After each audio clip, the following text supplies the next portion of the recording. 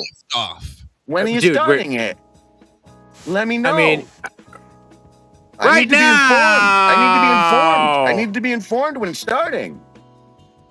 we started, dude. Jeez. When's it starting? It's here. We're here. I'm not queer. I don't know about everyone else, but Hey, not that there's nothing wrong with. There's nothing wrong with that.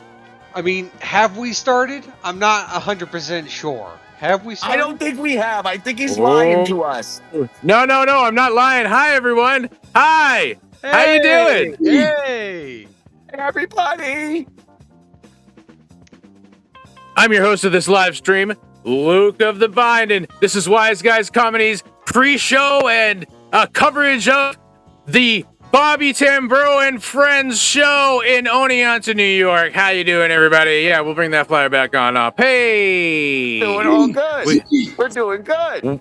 With us, we have Dr. Huge all the way over on that side. Hey, Dr. Huge, how you doing? We're doing. Can you hear me? Go back to your fancy screen. Oh my goodness! Why? They don't want to see me. I'm just the. You're really I'm the producer. I'm the producer. And this they don't need to see me.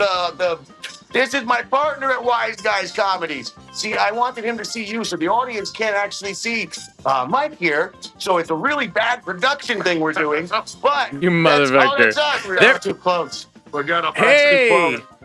I'll go back there. We go. Forget about Wise Guys. Oneonta, New York.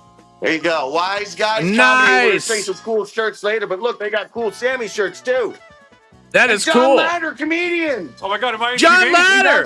My goodness. Oh my God. It's one of the comedians. I know him. Also, coming all the way from Nazareth, Heavy Metal Jesus. Fucking Slayer. Oh, Slayer. yeah. Heavy Metal Jesus. Wow. I didn't even know he was going to be soon. here. Maybe we'll even get to talk to Mike. Who knows who else we'll talk to? I'm running backwards in the street. Free comedy show at 9 o'clock. Oh wait. Now we're getting sick. All right. Let's go back to here. And we forgot. Go. Oh. Above me is Charles. How you doing, Charles? I'm doing great. Hello, everybody. It's actually really great. It's really great to see you. I'm glad you joined us. Yeah. Woo! Oh, Glad to be here. is everyone ready to laugh tonight? Oh, I am. Nice. So, Jim, are you ready? Are you ready to debut yourself? You gonna? I don't mean he's not gonna show anything to us. We're not gonna get shut down. But ooh. Hey, does anyone else have a problem hearing everybody over this very loud music that I love? It sounds pretty good. Can you hear me? Because I can't hear a fuck one of you. Testy. All right, Jesus. You really. I got it. What? I got to turn it down more. Quick, big screen. Oh my Look at these. God. Before you kill the music, big screen these funky feet. Oh, hey, big feet. Oh wait, that's all the way. I think Not a big screen, you fat We'll bring it down to here. No, you made me look like a fool in public. Do it. Let me see your feet. Oh my goodness, he loves it. You Mark Sanchez or something tonight? He's Look, these people are dancing staring mad. at me. Look what you've done. These people staring at me. This is what you've done. Get me off the screen. No, you wanted it. This is what we're doing now. Get me off This the is what we're screen. doing. All right. Oh, hey, Richard Kish. Incredibly unprofessional, Luke. Richard says, hey, I know all those guys. Yes, What's up, yes, Richard? Yes, you do. Richard Kish is an elderly man. Oh, Paladin Aldwin, this is starting wild. Of course it is. I haven't even drank alcohol yet because Luke saw why. Because I drank fucking 4 beers and a shot. Let me tell you boys a story. First off, Go ahead. just so you Go know, I'm running in circles around my vehicle right now like an Why? asshole. So, Okay. don't know why. Free comedy Hey, show right in front of you at 9 o'clock, boys. Right there. Wait a minute. Wait, because you Free think comedy show.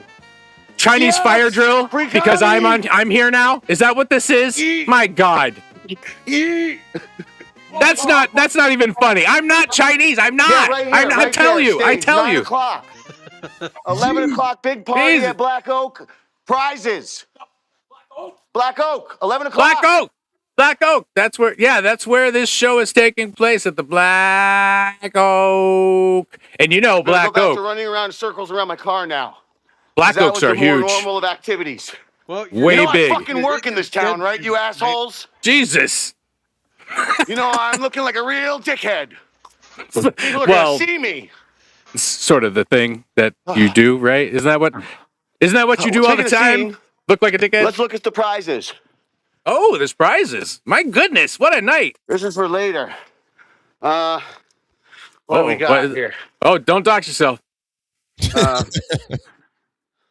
well, you got this really dumb book someone's gonna win tonight. Ooh, I That's, love that. real I dumb would book. Nice. You want to win this dumb book? Go to Black Oak at 11 o'clock. I would Free. write the rewrite of Cats in that, I think. That's what I would do. There's these things. Ooh, 6 lucky contestants will win one of these things. my goodness. Wow. That's real good. We're breaking the bank on this. Big winner. How to train Oh. your Earl. Oh. Big one. Got The Duke. some balloons. Just gonna blow up balloons with air and hand them to losers. Are there a lot of Earls in Oneonta? Is that what it is? Winner. Ooh, red vines. I want that. Can I win that? Loser. Oh, can I win the peanuts? I love the peanuts.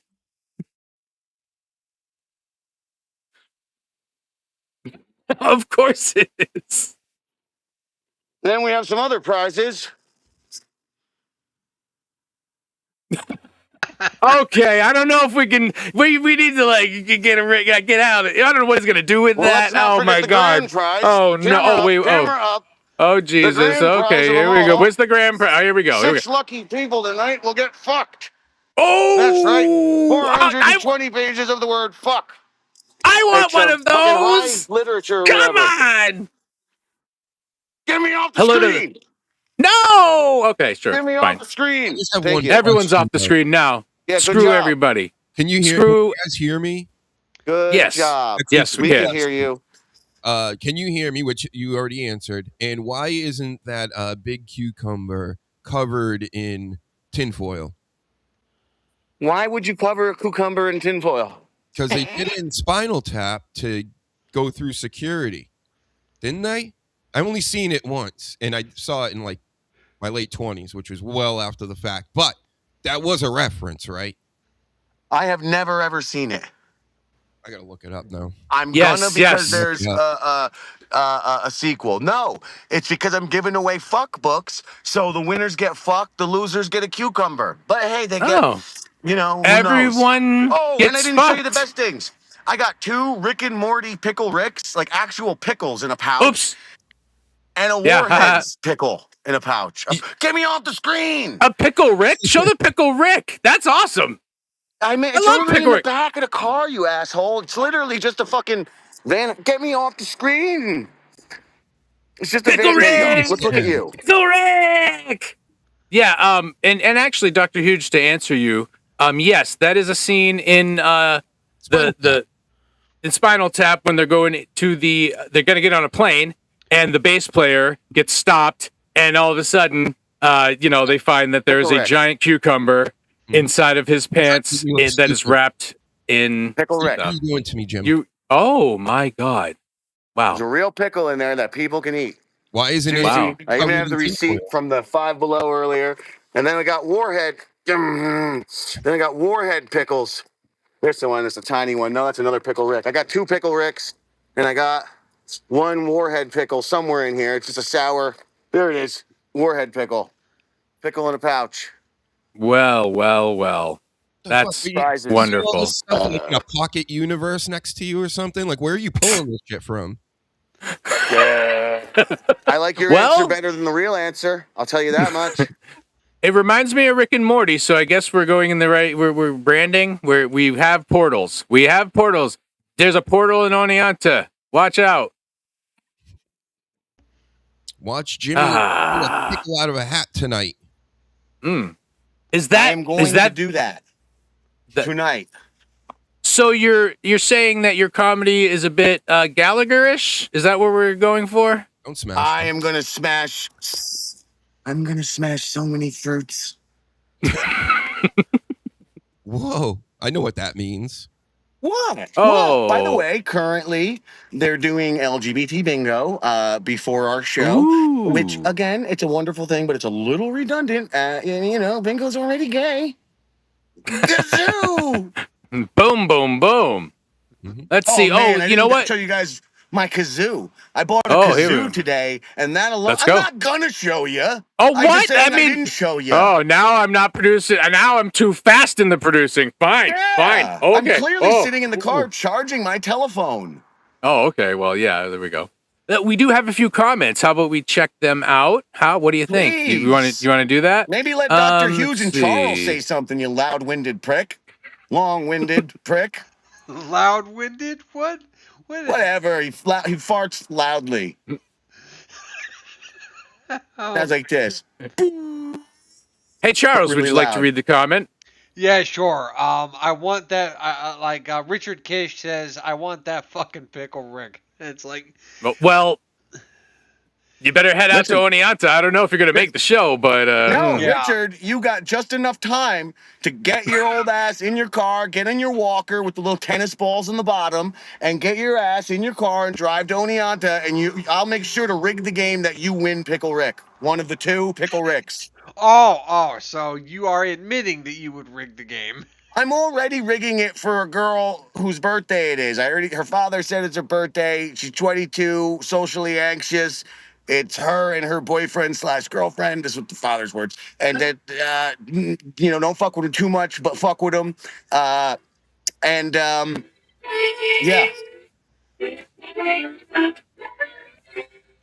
oh, not yet, not yet. Okay, wait, No, we that got was it. too Okay, soon. not I yet. didn't even know what was happening. Oh I got shit. confused. Okay. Free Oops. comedy show at Sorry. 9 o'clock right there, guys. Hey, if Coming in, bro. free. I'm hosting the whole thing. You host? You done a whip it before? Never. Done it right now. How do I do this? Oh, we can't. Oh no, we can't. We can't. No, someone I'm cover. already live What's streaming. happening? You live streaming on what, bro? Let me live stream. YouTube. Okay, hold on. I don't know if we can. I don't know. What's happening? Oh, there he is. Hey, penis man. When you go to a comedy show, you must whip it. You must do some whipping. Yeah. You must whip my it. guy. Lightheaded. It just makes you lightheaded. That's it. Twist it. You see how much? Oh, You hear that twist sound? it. What is going on? Oh my God. Oh, I don't. Should I? What's going on? Oh. Oh no. Oh my God. What the hell? What? Wait. Nope, no, I'm not streaming. Hold up. You went black. What did I just witness? I don't know. It would look. Hold that. You witnessed Went away. this, my boy. That was the Where the fuck black did it oak. go? There it is. Am I back? I'm back. All Yes, right. you're back. You're back. Here we are. Just hold it gently. Right, like this. There we go. All right. What's your name? What's your name? My name's Jim Grindle. I'm from. You better watch Jim Grindle from the internet take a fucking whip it, yo. Well, we're on it. We're on it. Don't worry. Yeah, we're all over the place. Shit ain't never been seen on the internet. Right now, my boy. Look at Lips, this motherfucker. lips. Oh my God. This is. I'm getting sick. I'm Hey, getting sick. I don't know about this. Another one. Grindel's been whipping Oh. before Nah, them finish boys were this. alive. Yeah, you gotta do one more. Keep going. Oh, great. Yup. Hey! Oh. No, I'm on the internet. No, there it is. Now I sound like Buffalo Bob. You guys old enough? That's the guy who tucks his pee-pee between his legs. Oh, man. I'm tingling now. Oh, it's tingling now. Oh no. I don't think he's gonna drop the phone. We should come back here. I don't want to. I'm You not know. dropping any phone. I'm a fucking professional. Okay. All right. All right. All right. Bring all your friends. 9 o'clock and then 11 o'clock. I already told them. This guy already fucking Sieg Heiled us. Can we get another Heil? Have you seen Kyle? He's about this tall. He's about this tall. Have you seen him? Have you seen? Here we go. Here you go, I'm gonna close Charles. the car now. What's this one say? Warhead Pickle. That's a first from Paladin. Alt. Oh, hey Paladin, how you doing? How you doing? Yes, Warhead Pickle. I'm not exactly sure what that is, but you know, is this a time to joke about war, Jim? Jeez. Guys, I'll be back. It's time for some technical business. So get me Okay. on the screen. Oh my God! Why do I Give me- want I'm to putting do you on that? clock. I'm Oh leaving. I'll be back. Jesus Christ! Okay, we'll just get rid of him. Sick. Whoosh. Blah. All right. Well, that was fun. Wow. I just can't wait for Jim to. I wish we were live streaming the entire comedy act. That's one thing. This is sort of a. We're going to maybe interview some of the comics if they show up. I don't know. It looks like things are going crazy there. Jim's going to pop in every once in a while, let us know how the show is going. But other than that, we can just kind of hang out here and discuss some stuff. If people want to comment, people want to, find out about us or whatever. Oh, here we go. Another one from Paladin Aldwin. That thing is huge. Which thing? Jim's thing? I'm going to assume it was the Yeah, thing that Jim was intaking. The whippet thing. Yeah, it was almost like this big, right? It was huge. It was like, yeah. Well, that's nuts. Yeah. I don't know if we're gonna get in trouble for that one. Jim hanging. Have you ever had? Oh, go ahead. What's Sorry. that? No, go ahead, I was Huge. just thinking Jim's out there hanging with the anti-Semite teenagers with whippets tonight. You thought they were? wild. Were they? Did they mention something about the Jewish people? I don't remember. No. I mean, come on. You can kind of assume location, and then the kid doing the yeeting right at the end. That was yeeting, right? I guess so. I guess so. Paladin Allwin says, "Yep, that's what it was." So there you go. Ding. All right. Jack. Mm-hmm. Well, actually, I did have a question for you guys. Do you have like a favorite type of comedy? I got my comedy shirt on. We're on his comedy show tonight. Dr. Huge is I mean, not necessarily a favorite comedian. Sometimes that's hard for someone to determine with all the comedians, but a certain style of comedy. Mm-hmm. Where is he? Where are you at? There he is. That's my goodness, top guys. I do love Dice Man. I think the gimmick and all that it's just hilarious. I saw him in Las Vegas, 2014. And really? Yeah, he fucking killed. He had me dying, and that's well after the fact of his rise to fame and all this, but still, yeah, Dice. Of course, I've seen, actually, when I think about it, I never considered myself like this big comedy buff, but I kind of am, I guess. I've seen them all. Really, Chappelle, Attell, multiple times on all of them. Chappelle, really? Oh, I'd love to see him. Yeah, I really would love to. Bunch. Like, it just worked out somehow where I would just end up with tickets back in the day. I seen Jim Norton when he was on O&A. I remember just that show and not Anthony, Opie walking into the room and people were like whooping it up. I had no fucking idea who he was because I was and at that time, where was that? The Wang Theater, I think it was. Oh. No, it was like the Orpheum, one of those in Boston, one of them old ass theaters. Okay, because I have actually seen. Well, I went to the O&A Virus tour and saw all those dudes like back in the day when Patrice was still around and Burr and all of them. Rich Voss, that was a great old time. And I actually did go to the Wang to see Bobby Kelly one time. So yeah, I enjoy those guys. I've seen Jim a few times, Jim Norton. Man, yeah. It's funny you say that about like being a comedy buff. I'm this kind of the same way where I've always like comedy's just always been a part of my life in loving comedians. And as I got older, I realized like, oh yeah, I was listening to a Carlin tape when I was like 9, I think. And just over and over and over and over again. And then, I mean, that's probably why I'm so warped. Thanks, Georgie. And yeah, all through the years, even though I do music and I love acting and all that, I'm like, wow, I've actually seen a lot of like Attell. You said Attell. I've seen Attell. I think at the Wang as well. Huh? Weird. I love going to the Wang. Yeah. Funny Wangs. No way. How about you, Charles?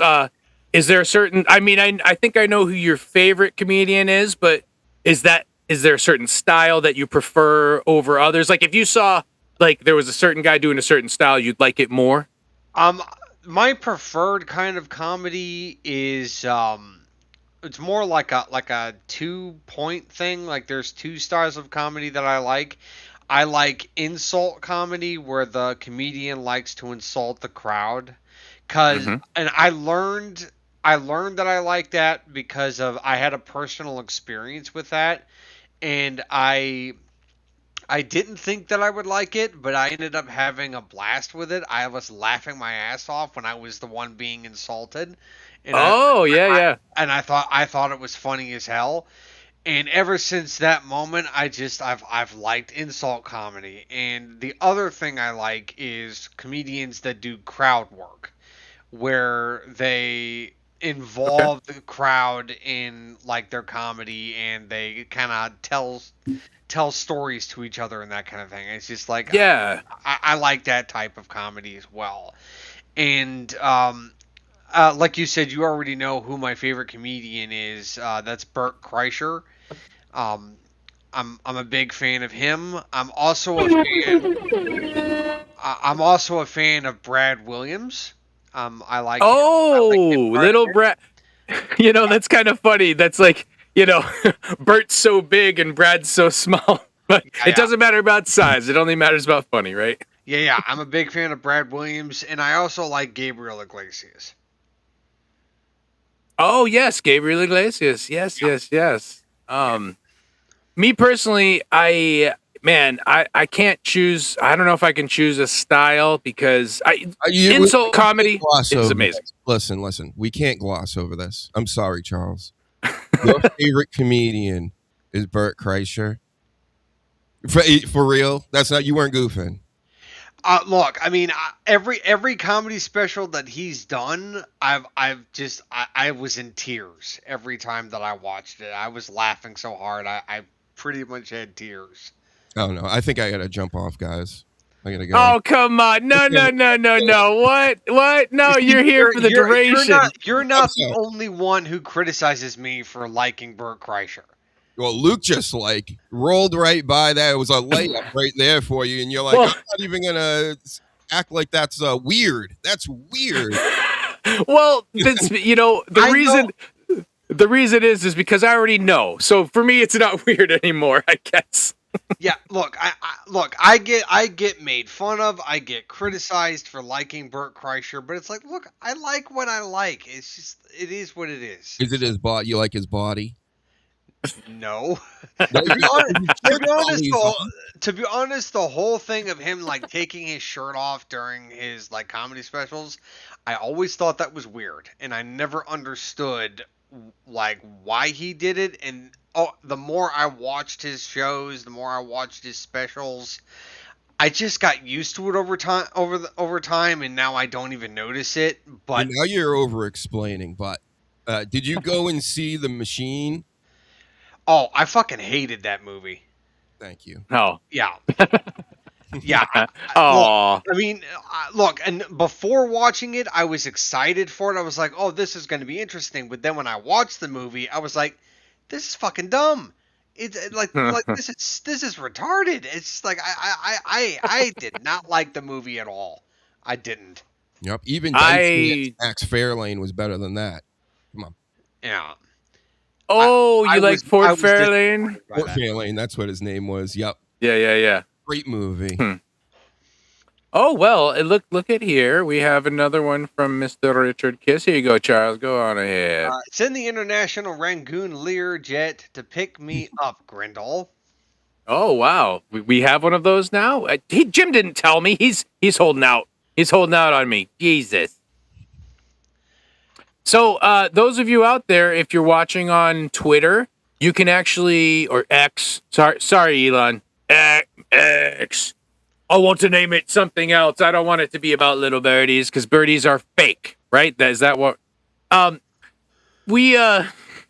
You can come over to the YouTube and you can put a comment in, and we'll read it, and maybe it'll turn into something. You could actually control the show a little bit this way. You could give us a question or whatever. It's a comment. Yeah, all right. Yeah, you know what it is. I know. All right, I wonder where Jim's at. I wonder what he's up to. He's probably up to no good. Well, he does this whip it, and then is he coming back? I don't know. He's prepping for the show. That's what it was. He wasn't doing anything out of the ordinary for, I would think, most comedians, right? Yeah, that's true. True. That's very, very true. Very, very true. And then he was like, music is so loud. And actually, I want the music back. So here we go. Yeah. Where is it? Where is it? Oh, here we go. Oh, see, we're chilling out. We're feeling it. This is a special night because this is the first time we're doing something like this where we're trying to bring. We're actually going to be in the show at one point at 11.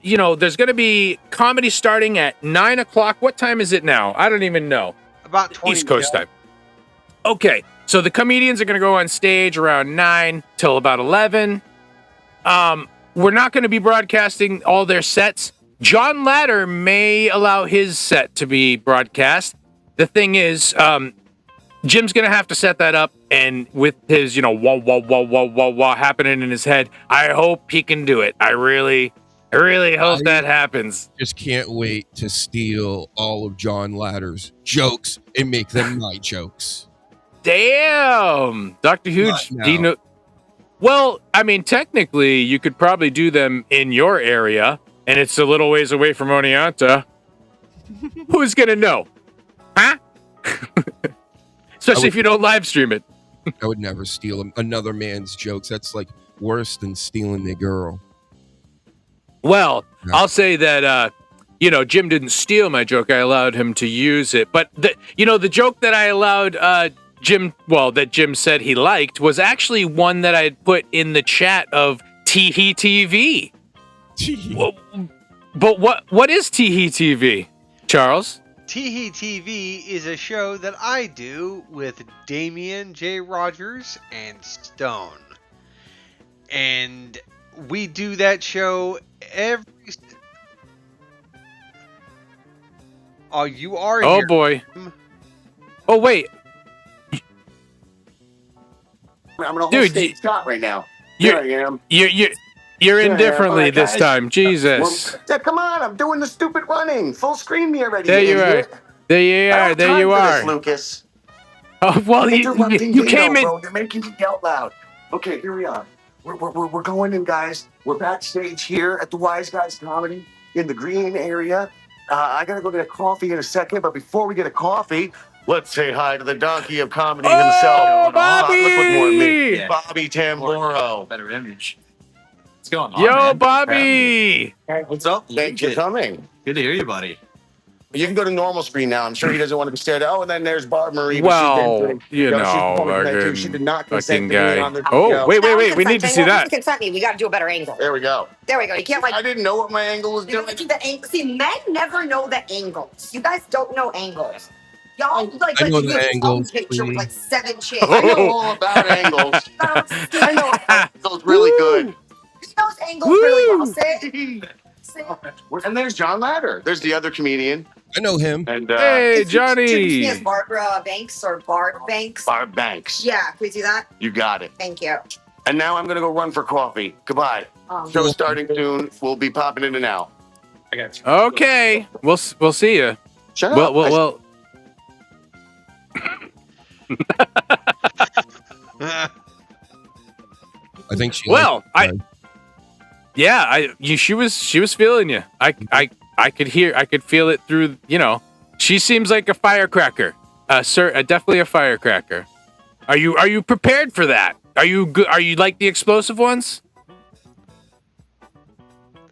Wait, who are you talking to? Hot dog. Oh, Dr. Huge. I mean, I guess Charles likes name, explosions, huh? read it and weep. Why? Are you saying that you want a girl that's a firecracker that's gonna really, tell you what's up? This is how I don't want nothing, right? That's how I roll. I just, You know what? No. Certain times, you understand? But I think Charles definitely wants something Charles like knows what that, I'm right? talking about Charles. You know what I'm saying? You Charles know, Large. later on, there is going to be a bit of a dating game, and perhaps we can make a hookup tonight. Perhaps something can happen. I don't know. That would be amazing. Charles, what do you think? I'm no comment. Oh no, there is a comment, and let's read it. Oh yes, the comment is fucking Bobby. And then a bunch of like live long and prosper emojis. Oh wait, this one's for Dr. Huge, so I'm gonna bring it on over. Doc knows angles. And they angle know. of that. Yep. All right. Well, let's go back over here. Yeah. Of course he's got to come in with a different login and screw me all up. He's screwing me. Damn it, Tim, screw it. Damn it, Tim. It's all Tim's fault? Yeah, wait. Hold on. Here we go. This is why I have this. This is Tim exactly Sabian? why. Who this? Star Trek. Damn it, Jim. Okay. How dare he? I think he's trying to goof on me. All right. No. No, I think it's great that you have toys. Yep. I think it's amazing. Because here we go. When when that girl came over, I forget her name, Barb, I think it was. Yeah, it was Barb. I was like, Mommy. Oh, Mommy. Anyway, It works. old reference to To me, I'm so young. I wouldn't know anything that you're talking about. Do you know that reference, Charles? Do you know where this guy is from? He looks familiar, but I can't really remember. Wait, hold on. It's an old Disney movie, if I'm not mistaken. Yeah, it's an old Disney, like from the early '90s, right? Yeah. Yes. Yeah, exactly. Early 79s. Yes. Yes. We're a little further back. Okay. That's from Robin Hood. This is Prince John. Yep. Yeah. Okay. Yeah. Where Robin Hood was the fox. Yeah. Yes, which is really the best version of Robin Hood there ever was, if you ask me. I do remember it being a good movie. Right. Your thing is Robin Hood, and Charles's thing is Bert Kreischer. Yeah. Hulk Hogan, apparently, tonight. There we go. I'm never going to hear the end of that, am I? Well, okay. Consider the source of the goof, right? So, are you saying, Dr. Huge, that your favorite wrestler is the Hulkster? Hey, brother! Well, he was the biggest thing when I was a kid, obviously, but when you were a kid, that must have been when he was a bad guy, right? Right, when he was part of the, that portion of. Yeah, when he took on Shawn Michaels in 2005, that's when I first came across him. That's why I got all these 80s toys. No, but these are actually mine too, from the 80s. But yeah, he's not my favorite really, but he was like one of the first big things I came across. Getting into wrestling, all that. Him and Roddy Piper. That's why I got the Piper hat. Ah, he certainly was big, from what I hear. Anyway, how about you, Charles? Do you have a favorite wrestler that you would stake your life on? I didn't really watch wrestling all that much growing up, but when I did, I always gravitated towards Kane.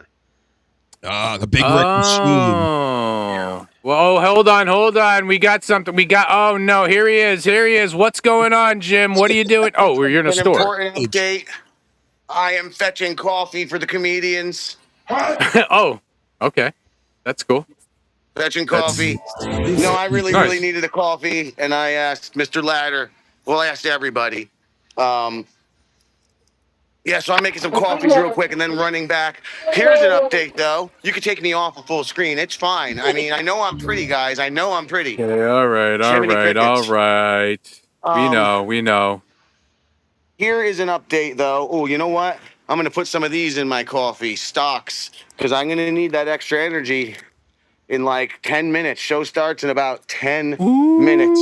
Ooh, and Jim is hosting the enough show. that I'm making a fool of myself in a speedway that I regularly shop in. I am here all the time, and I'm acting like an asshole. So, that's good. But so the first 3 comics that are supposed to be performing have yet to arrive. Awesome. I'm basically giving you my booger nose. My out-of-state comics all showed up with their 3-4 hour rides, and they've been here hours early. But the local comedians, nowhere in sight. Oh, they're. Ow. Look what I just burned the fuck out of myself. Oh my God. Oh, geez. We're gonna. Oh, your hair. Oh my God. Yeah, he's so upset. He's so upset that his comedians are not here yet. Well, you spilled your coffee. Thank you so much. Got a napkin. Thank you again. Oh man. Well, I guess. What'd you take me away for? We can't show him anymore because you're all messy now. You're all messy. Yes. Lionel Messi. You know what's messy? I almost walked out of here without paying for both of these coffees. I was like, oh, I'm done. I made the coffees. Time to go. Whoa, here we go. Where is he? There he is. Okay. Well, hey, at least you realized your mistake and now you're paying for it. That is correct. Literally so what are you paying gonna for it. I'm going to the register now to pay for it. So what are you gonna do if they don't show up, buddy? What's gonna happen? You got to fill time. Can you do longer sets? Hi, sorry for being rude. I'm on the internet. We're doing a free comedy show from 9 to 11 right there at Wise Guys. She sounds cute. Well, who is that? 11 to close over at Black Oak. Free. No, not cash, card. Get me away from the screen. All right. All right, I guess we'll just get rid of him. Card. Is it too late? If we make it, no one can see your card now. Language. You have to really zoom in. Come on. The young impressionable ears here, okay?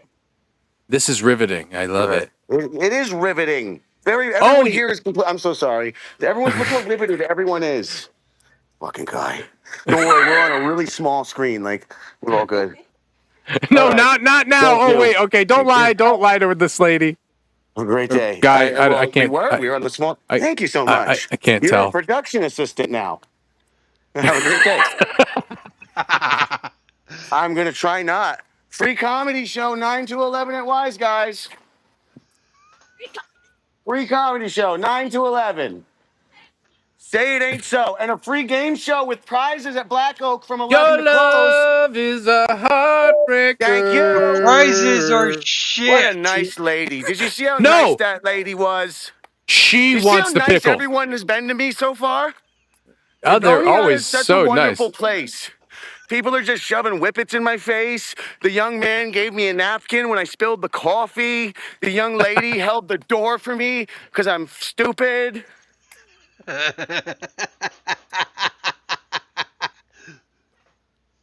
Oh, we have a comment here. Full screen is the best.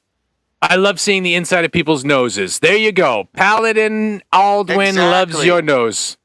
And it's cold, well, so I I got booger drippies running and stuff. It's ridiculous. Free comedy show 9 to 11. Wise Guys.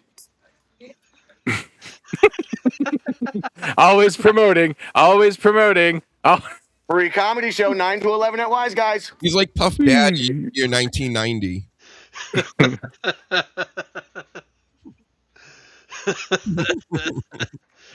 Crossing the street. It's a big street. All right. Crossing it is a dangerous activity. Yes. Wow. You are hot, skilled. By the way. Ow! I just tripped. No, don't even trip. Hey, Jim, while you're here, did you have a favorite wrestler? We were kind of talking about that. Goldust.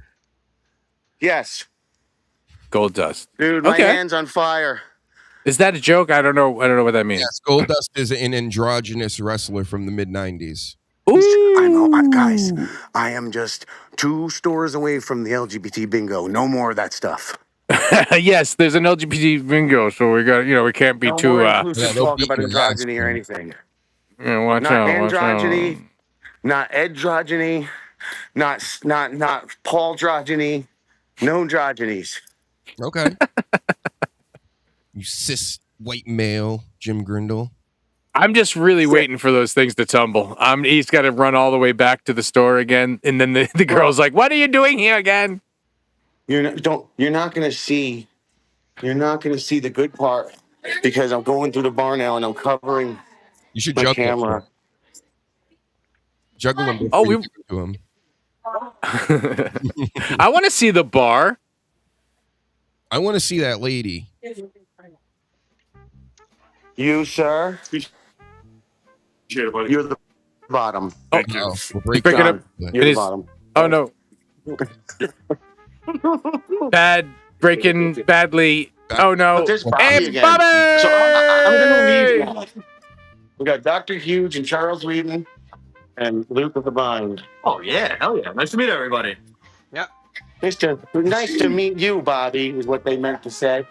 Guys, I I gotta wish- go. 6 minutes till show. See you soon. I'll be Ooh. popping in, etc. All right, Well, Pop not 6 that minutes. They're still cherry. billing, thank God, because the other acts In. aren't here yet. Wait, there might be one. Mm. I think I recognize someone. Show us, show us. Where are they? Oh, I found it. Just rock. Would you like to go on a live stream and say hi? We're live streaming this. This is Angela Cobb, another comedian here. How's it going? And hopefully her jokes Hi. Cobb. Oh, yeah. But there we go. I'm sweating and I'm going to leave her alone. No, you're We'll join you guys later. Goodbye. Okay, Get out of here. break both your legs. Oh, oops. Mm. Okay, well, there they go. Well, one of the early comics just showed up, so I guess the show is gonna keep moving on. That's awesome. All right. He was Show about to will have to go fill on. an hour and a half. Oh, sorry, Charles. No, I was just saying the show will go on. That's all I was saying. It always must. It must. That's the biggest treatise in show business. It must go on. And I guess, okay, well, we'll get back to what we were talking about. Yeah, so I guess my favorite, I also watched wrestling as a small child, very small, you know. And it's really hard because it's like I like different guys for different reasons. Like for some reason, oh yeah, you know. Well, my name's Luke, and the Bushwhackers were awesome. I mean, you know, of course, I hate Luke Skywalker, but I like Luke Bushwhacker. This is that's weird. I never thought of that. Strange. You like the licking of the faces. You like that gimmick where they lick strangers' faces. Well, of course. Well, of course, I love that part. Yep. You know What? Since I thought about it, you know, my actual first favorite wrestler of all time was Jimmy Fly Snuka. And I don't know if anybody knows this out here, but he is, in the past like 10, 15 years or whatever, there was like a rumor that was going around that he had murdered his girlfriend in a hotel and like got away with it Oh, most Jesus. of his life. And it Wow. up with him at the end of his life. So I literally have like a Jimmy Fly Snuka t-shirt and all this stuff, but it's not like if you wear this stuff out, it's kind of like a troll thing to do, kind of like with the Hogan stuff. That's why I've been putting it out there for years because, you know, Hogan said the N-word like 15 years ago, and I'm just showing people I don't give a fuck and nobody should because who cares? I care about Hulk Hogan. I don't care about Terry Bollea and his 8-inch penis. I care about Hulk Hogan and his 12-inch penis, which was all we figured this all out through discovery in the court cases. So this is fact. I'm not even like making a goof here. So they the wrestling business is full of this shit. That's why it's like easy to do a comedy show about it. But I Jimmy, see. yep, he jumped off. Well, okay. I mean, come on, sick. Yeah, that was pretty cool. I mean, yeah, that whole. I think I would like to watch that kind of wrestling the most. You know, the luchador jumping. I mean, not. You know, I love a good mask. I mean, well, hold on. Yeah, right there. There you go. Love a good mask. And but yeah, the physicality it takes to do all those things, the flying and the flipping around and all that. That's interesting to me. I mean, yeah, you know, clotheslining a guy and doing a big, you know, I mean, here we go. the what was it? You throw somebody and you just do like just a big kick at him, and all that stuff. That was cool. But I will say that I think, yeah, for duos it was the Bushwhackers and Legion of Doom. They just they had cool outfits, obviously. And then for single guys, it's got to be the Ultimate Warrior. I love the spectacle he made of turning into, what's that? Intensity. Very yes. He was a berserker, All of a sudden he had to really charge himself up to get there, and then didn't he in real life, didn't he get into like I remember that was an early conspiracy theory for me where he died in a motorcycle crash and then they replaced him. Do you remember that? Oh wait. Yeah. Dr. Huge is too young for this, I guess, right? I was about like 9 or around that time, but no, he was like they had a bunch of fake, people and stand-ins around the late 80s, early 90s. There was a fake Undertaker for a while. And I think it was Kane, actually, the guy that plays Kane, who used to be Dr. Yankum DDS in the early 2000s. That was Kane. And I think he also, or it could have been somebody else, but there was a fake Diesel as well. So being a fake Ultimate Warrior to do some live shows is not beyond the WWE or the WWF backline. They would do that. Well, yeah, with Ultimate Warrior, as long as the guy's muscular, and he put, he's got all that makeup on. What you can't really tell too much. David Lee Roth there. It was a ridiculous gimmick when you think about it. And then go watch some of his promos sometimes, folks. Those Ultimate Warrior promos, that's comedy right there. But the thing is, what people don't understand about pro wrestling is it really is a high art form. It's got music, it's got entrances, it's got characters, there's comedy. You're acting, you're doing stunts. There's so much involved, and then you got to do it live and right in front of people. It's one of the best art forms out there, and maybe I'm just one of these guys. I like comedy. I like actual art, painting and drawing, comic books, and that's why this nerdy stuff is actually just like art. You know what? You're starting to, now that you put it that way, I can see, the layers of it to working together, because, you just sort of see a spectacle, but you're right. They choose their music. They have a certain character style. They have a certain way they look. And then the mixing of the different guys in their different styles and things, and obviously the promos. I mean, the promos were some of the best parts of all of it, right? Yep. We all remember them. Yeah. And then liked and who shouldn't be liked. Cool. Yeah. And that's kind of weird how, I think it's really interesting how the terminology of wrestling has now made it mainstream. Right? People know what a babyface is. They know when someone does a turn. Things like this. It really has. It's got its own place in society now, where you can't deny it. Fights off of pro wrestling. Politics is pro wrestling. It's literally the same thing. They work in everybody. Yeah, That's true. To work. That's true. And people like me that know all about the business, it's magic tricks. So it's just like hidden information that they keep from you. And just because they know certain things, and the marks, the audience don't, the voters, right? And then that's what politics is. It's the same thing. We don't know what's going on behind these closed doors and all these secret meetings and things. So that's why when it comes to politics, if you hate the Republicans, cool. If you hate the Democrats, cool. I don't like any of them either, because I get it. It's just one big network fucking with all of us, and because you're a bunch of marks, and they know it, and they actually goof on you about it all the time because you just don't get it because you're too wrapped up in it, like it's real life. It ain't. How about that? Well, I mean, Donald Trump was in the WWFE, right? Yeah, he's in the Hall So, of Fame for wrestling. Yeah. oh, he is. Well, there you go. Like they say, what was that? What was that movie? With the wrestler, president. The wrestler president. Oh, Idiocracy? Yeah. Yes, Idiocracy has become real Yeah, now. it's real. Yep. What song 100%. is this?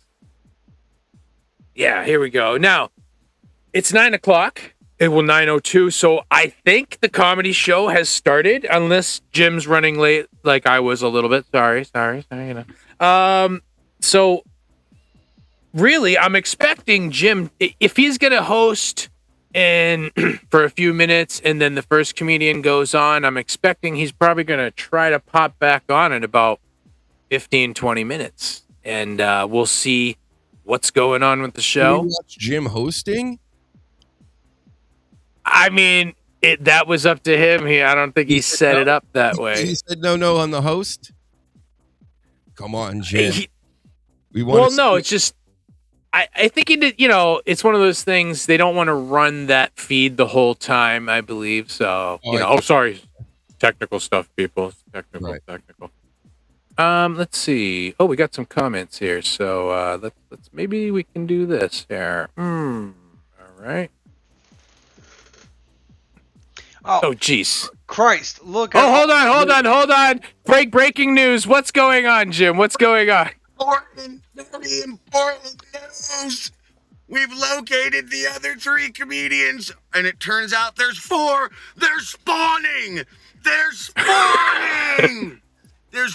comedians. That means I have to figure something out, but I did it. It's fine. Everything's working out great.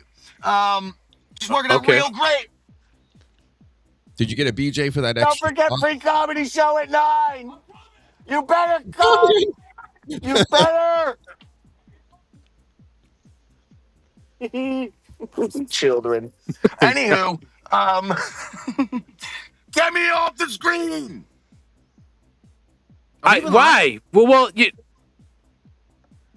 Oh yeah, of course. What? Yes. All right, fuck butter. What? I got 2 minutes until it's showtime. No. So I gotta get go time. There's a comment. In fact, shut up! I don't care. Look at the gray hair and Grindel's beard. Look at it all. That's why we're keeping you here. We had this comment, so we have to look. Kiss me on my pee-pee. Get off me out of here. Bye. Yeah. I'll see you soon. Christ, look at all the gray hair in Grindel's beard. I'll see you soon. Okay. All right. Have fun. That comment was brought to you by Fish. Hey, nothing all right. men can't fix, Grindel. Oh, and I think there was another comment. Oh, hold on. Hold on. Oh, here we go. Show it. Ah, there we go. Everything is a work. And then side eyes. Everything. Everything. Even this show. It took a lot of work. God damn it. God damn it. Oh, they keep on coming, right? Is there another one? I don't know. Is there another? Wait, what's going? No, I guess not. I'm it just. doesn't look like there's another comment. Not yet, anyway. All right. Well, I'm sorry. I'm sort of new to this Evie Mux thing. Although I do enjoy it. This is. I will recommend. Okay, Evie Mux people, you're doing much better than StreamYard. And I think because I've said this now, you should sponsor me. Just give me a free account, free professional account, please. That would be good. All right. That would be wonderful. Thank you. All right. We will. Oh, he looks sponsorships. Yes. Well, that's like I've been doing some. I've been doing some walk and talks on my channel. That's right. At Luke of the Bind, LUCOFTHEBIND, and I talked a little bit about drinking these, the monsters. When you're doing a show and you need a little boost, a monster will get you to the roost. That's right. Have you ever had monsters, Charles? Not for many, many years, but yes. Many years. Why did you have to stop them? No, wait, don't be mean to the monster people. Not now. Not now. No, Go ahead. There was an old job that I had where I had to work an all-nighter over the weekend, and I would drink a Monster energy drink to like keep me awake, and I wouldn't just like pass out on the job, and it would elevate my heart rate, and it did not feel good. Like I kind of felt sick. It feels great. It feels awesome when that happens. I don't know what he's talking about. I have no idea. He just, he's just. No. Yeah. So I had to stop taking the Monster. I had to stop drinking it, and yeah, I haven't touched it since. And this was like all the way back in like 2008. Oh wow. Well, I think they changed the formula since. How about you, Dr. Huge? Are you a Monster drinker? No, I read what's in it. No way. Oh, What do you read? It's the shits. Exactly. No. He doesn't. No, he doesn't mean it. He doesn't. Anyway. What is in it? By sponsor for you. What's in it? What's in it? Can you tell? Monster jizz. That's all I can assume. Why they name it? What? That's why it's the number like 666 is in the symbol of it and everything. Yep. Look into it. Oh man. So Charles, you like Lou the Monster's jizz is in it? Just kidding. So apparently I ingested Monster jizz. Luke's doing it right now. You used to do it, so that's not. Yeah. Like I did it like almost 20 years ago. You experimented, yeah. Yeah. But he's doing it right now in our face. Well, see, the monsters back then were more intense and they caused you heart problems. Now it's better. It's much better. Don't worry. Don't. All natural Monster drinks, energy drinks, right? Yeah. Emphasis on the all natural. Yeah. Get it? Here we go.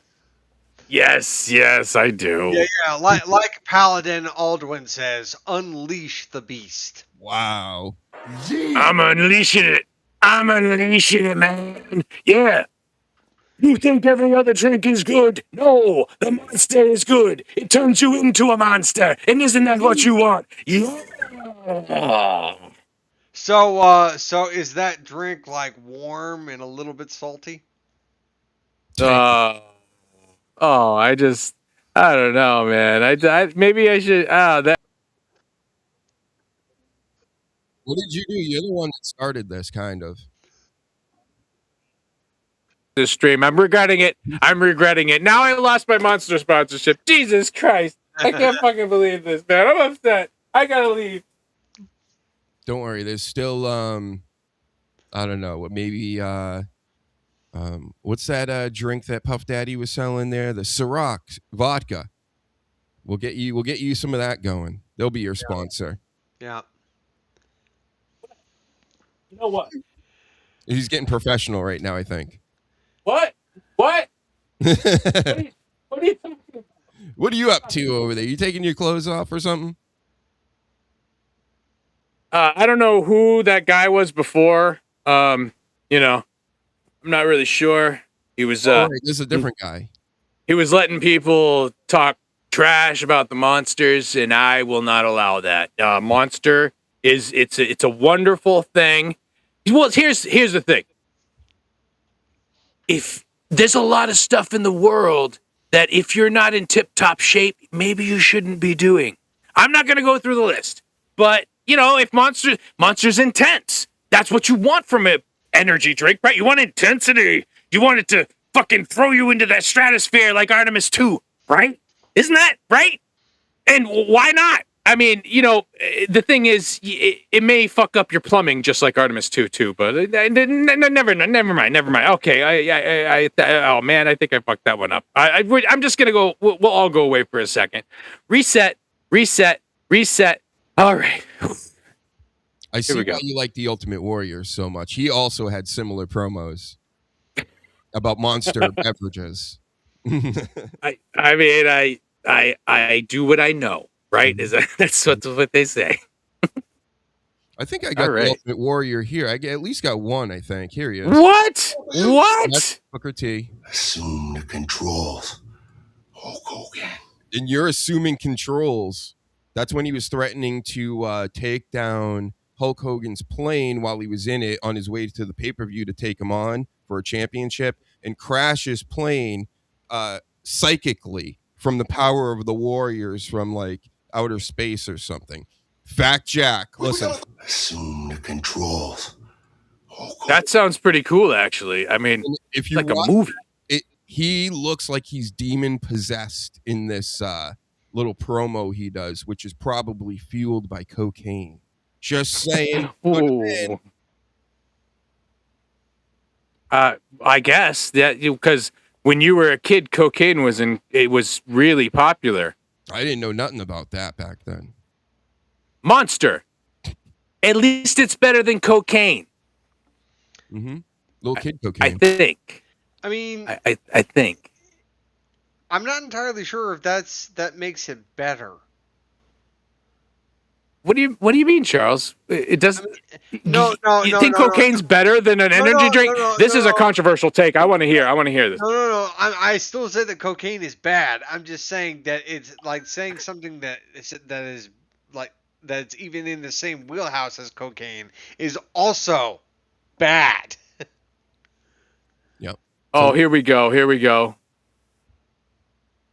Wow. Another comment. Here you go, Charles. You're not allowed. I had monster jizz in my mouth yesterday. Okay. Oh, Flip it. Oh, you did? You did? Flip my God, Charles. Oh, God damn We it. got him Paladin. again. What the hell? I'll tell you, the Bert Kreischer clip is way worse than that one. Just take it off, man. Come on. Oh man. I got you on that one. Yeah, what's you this got one? me on that one, and they're gonna clip me. They're gonna freaking clip me. God damn it. I'll read this one. Is Okay. Red Bull just bulges, Doc? I'm asking for a professional opinion. Well, I will always give you a professional opinion. Of course not. That's the monster stuff that Luke drinks. Probably in there, some kind of monster Bale figure, entity, demon from another galaxy or whatever, or dimension. And they make these monster drinks, and it's all in the occult. If you flip the logo a certain way and you do things to it in Photoshop, it's the devil. Fact. Jack. Think about it. Sounds to me like the duck drinks Red Bull jizz, and he's just trying to throw us off the scent. Maybe. I don't know. They also do some fakery out there. That guy that jumped from outer space. Remember that whole thing with the Red Bull deal? Well, if you look at it, not through a fisheye lens, which they were using. What is the whole state of New Mexico or whatever? The size of the planet? Is that what we're saying? Is that what we're believing, Red Bull? Got it. I just think they weren't up that high, so that's why it looks like it. I mean, right? Yeah, they wanted to make it look real far away with the fisheye lens, and it gives us massive curvature of just one state. Right. Oh, I guess. Yeah, I mean, I guess. Go look at the picture. I guess that's very possible. Tell you, I'm smart, not stupid like everyone says. And like was said before by Paladin, everything is a work. He understands. Eh? I'll be right back. I got to get another beverage. I'll be right back. Okay, all right. He's well, there you go. He can just close his thing like that. That's very convenient. Well, I mean, Charles. Hold on. We got him. Hey, what's up, Jim? What's up? How you doing? Breaking news. The show's about to start. There, son of a bitch. What happened? You're breaking the internet hold now. on. Take two. Okay. Keep looking up my nostrils. Take two. Let's do this again. Breaking news: the show's about to start. Live from the You got a stage, full the house. sound technician extraordinaire. He Nice. worships Satan. That's it. Bye. Be back soon. I mean, worshiping Satan doesn't make him a terrible person, I think. What do you think about that? Are people who worship Satan indicatively terrible people, Charles? Go. It depends on the person and their interpretation of what Satanism is. Oh, that's right. You have like a history with stuff like that, don't you? I do, yes. Oh, see, I didn't even realize it when I was doing it, but look at that. It all works out. So, there's actually up here in Massachusetts, there's a Satanist church with a big statue of Baphomet. Yeah, it's called the Satanic Temple. Okay. Yeah. Have you ever traveled there? No, I have not.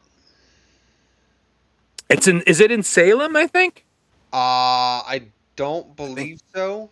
I don't believe so. I believe it's near there, but I don't think it's actually in Salem. Well, see, now I have to ask Dr. Huge because he's a doctor and he knows a lot of stuff. I guess that's what doctors do. But because actually he's from around there, I think. But no, there are like numerous interpretations of what Satanism actually is. There's the traditional variant, which is about what you would expect. Then there's modern. Then there's LaVeyan Satanism. Then there's just various different interpretations.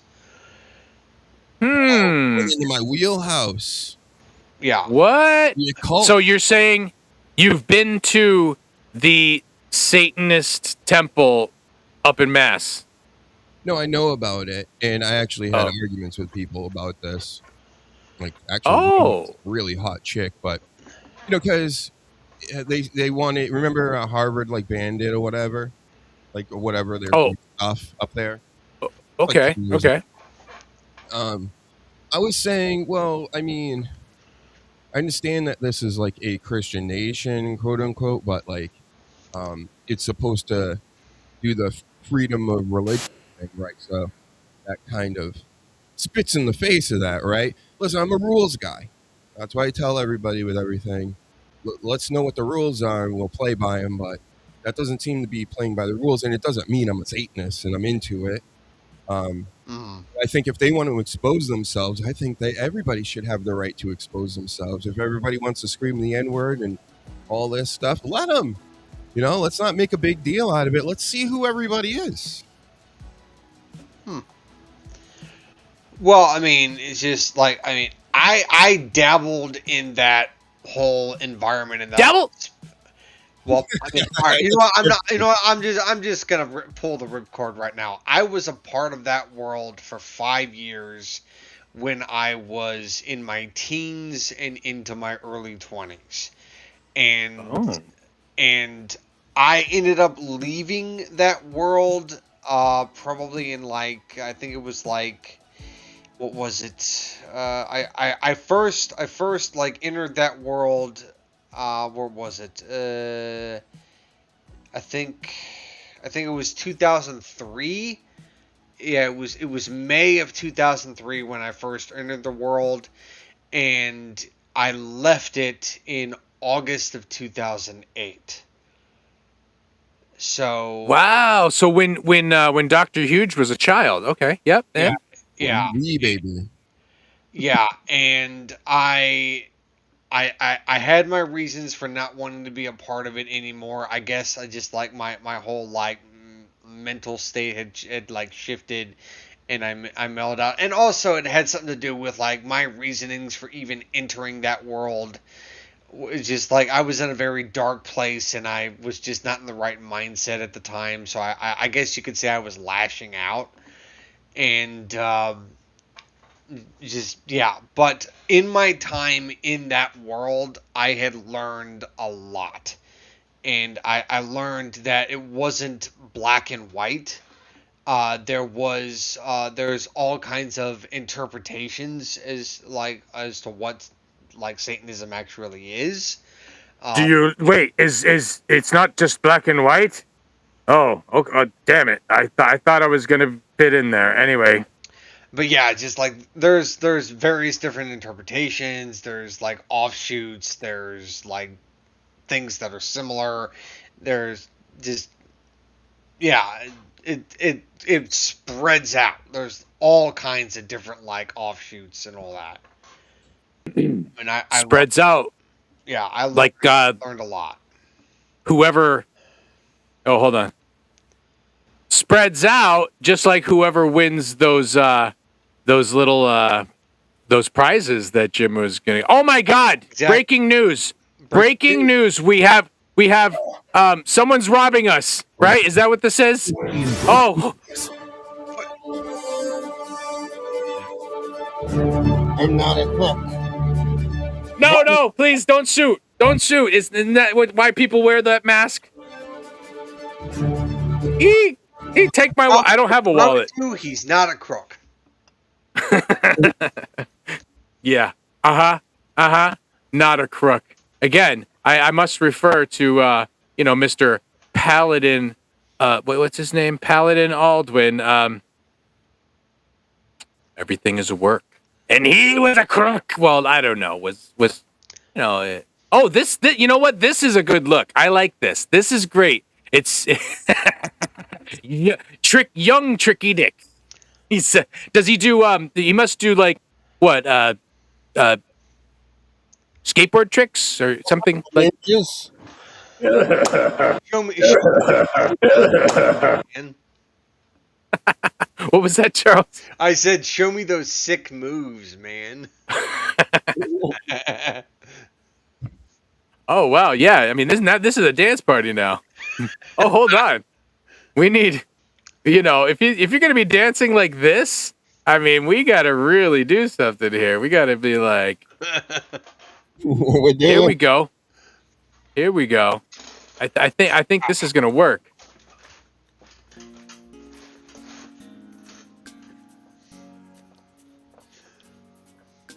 Show us some of them tricks, Dick. This is too sensual for Dick. I like that. Wait a minute. Could you repeat what you just said? Too sensual for Dick. That's a weird thing. G. My shit, you got any meat? Breaking news! Hi, what's up? What's up, Jimmy? Uh-oh. I think it didn't go. Yeah. Well, I can't hear you because it's about to start. Goodbye. It's time to start. So here we go. Here we go, ladies. Are you ready? It's about to start. Break your dick. What's happening? Break that tricky dick. Goodbye. All right. Cool. I really want to see him. I was like, when we talked about doing this whole thing, I was like, I want to see him do the comedy. I want to see it. I mean, he told me some of it, and actually, that's right. We were talking. This leads back to Teehee TV because you got cut off last time, Charles. So, what is Teehee TV again? Teehee TV is a show I do with Damian J. Rogers and Stone every Saturday, where we discuss various TV shows and movies. Lately, we have been discussing Monarch Legacy of Monsters, and I believe we are also going to be discussing the new season of Daredevil Born Again. The Legacy of Monster. That's fucking right. Yeah, all right, cool. Yeah, that's just a coincidence. Everything's a coincidence. And hold on, I gotta hear more about this. Everything is a work. This is interesting to me, and I know everybody else is interested. Fact Jack. Oh, about the Satanism? Okay, sure. You want to know everything about it. That's why I want them to be able to do things and have statues on Harvard. Because then people will start asking questions. We can start to figure out what the fuck's going on, right? Oh, wait a minute. Richard has a comment about Satan. There you go, Charles. Richard, Yes, Satan is a bad man. He's a very bad man. Yeah. That's why I left Satanism back in 2008. Here, I got a question for you. So, are you one of the Satanists that were like an atheist, or did you believe in the spirits and the the rituals and the witchcraft? I was more of an atheist. Yeah. Oh, okay. All right. Um, All right. Well, I just want to say, before we move any further, we don't hate you, Satanists. You could watch our show too. It's okay. If Satan's a bad man, I mean, some people say Trump's a bad man too. I'm not saying whether I think he is or not. Some people say that Richard Nixon is a bad man. Some people say I'm a bad man. So it's opinions. It's people's opinions, right? But what was that again, Charles? somebody is always an asshole to somebody else. Yeah. There you go. Yeah. That's my words of wisdom for this. Pickle Rick! Pickle Rick! He's an asshole, right? I mean, although I do like Rick and Morty a whole lot, actually. Rick and Morty is great. But, no, it's just like, I mean, I ended up like joining Satanism because I was going through some personal stuff, and I mean, like I said, I was just lashing out. That's it. That's How deep did you go though? Did you actually go to the meetings, or did you? No, nothing like that. Wait, oh, wrong one. I guess you could say I was really only a Satanist in name. I wasn't really like all that dedicated to it. I see. Oh no. So does that mean Satan tries to curse you because you were like pretending? You don't believe in Satan, right? No, I didn't actually believe in him as an actual like entity or deity. More like I guess like the type of Satanism that kind of like that I jumped into at first before I learned all the other stuff was the teachings of Anton LaVey. So that's what kind of like introduced me to that. And the black guy in the Rat Pack, right? What was his name? You know his name. You're old, Luke. What was his name? Who? The black guy was a Satanist that was in the Rat Pack. Yeah. Who's that? Who can make the sun glow? Sprinkle it with dew. Wait, I remember like what he looks like, but I can't remember his name. Here. I don't know. I should know this. I'm just, I'm stupid right now. It's you know what? It's been a lot. It's actually yeah, I'm having a brain fart on that. I haven't even thought. Hey, Richard, who's the black dude in the Rack Pack? You're old. You know old stuff. We always ask Richard old things because he's got it. He knows. It wasn't Dean. It wasn't Frank, right? Sammy Davis. Who can make the sun glow? I used to do that. I used to do that impression when I was in high school, back in a different century. Charles, you didn't become a Satanist because Sammy Davis Jr. was, right? No. It was because of Anton LaVey. Yeah. So, I mean, well, that's the thing. Anton LaVey sounds French, and of course you went to Satanist because the French are evil. Just joking. No. Just a little joke. But no, joke. Like, I mean, this is a part of my life that's been in the past for like almost 20 years. Mm-hmm. So, like, it's gone. I haven't even really thought about it in all that time. Mm-hmm. Nothing. Just looking at. You didn't do nothing with chickens or wildlife? No, never did that. Never burned down any churches. None of that stuff. Mm-hmm. Oh, wait, here we go. Oh, yeah, he was with it. He had it. I don't know who had it first, but there. See, I told you. See, old guy knows it. Sammy Davis Jr. Thank you, Crypt Keeper. I had no idea that Sammy Davis Jr. was a Satanist. We can look it up right now again. I'm going to do that right now. Let's fact check. Wait a minute. Oh, here we go. Hey, see, we're getting more info right from the old horse's mouth. Well, I mean, same difference, right? I get it. See what I'm saying? What I did? You see what I did, right? Don't put me on Yeah, solo for that. it's just him. It's just him saying this. I just want to make it clear. I want to be in show business, and I don't think I'm coming back to the screen. Actually, Well, get ready to make some sacrifices there. Literally, Luke. oh, yeah. Well,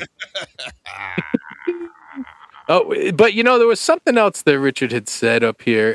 Here we go. Here we well, first let's bring it over to Charles, because this is actually, it has to do with Charles. Here we go. Yeah. If Whedon is a devil lover, he might he also be a Gorn lover? Ooh.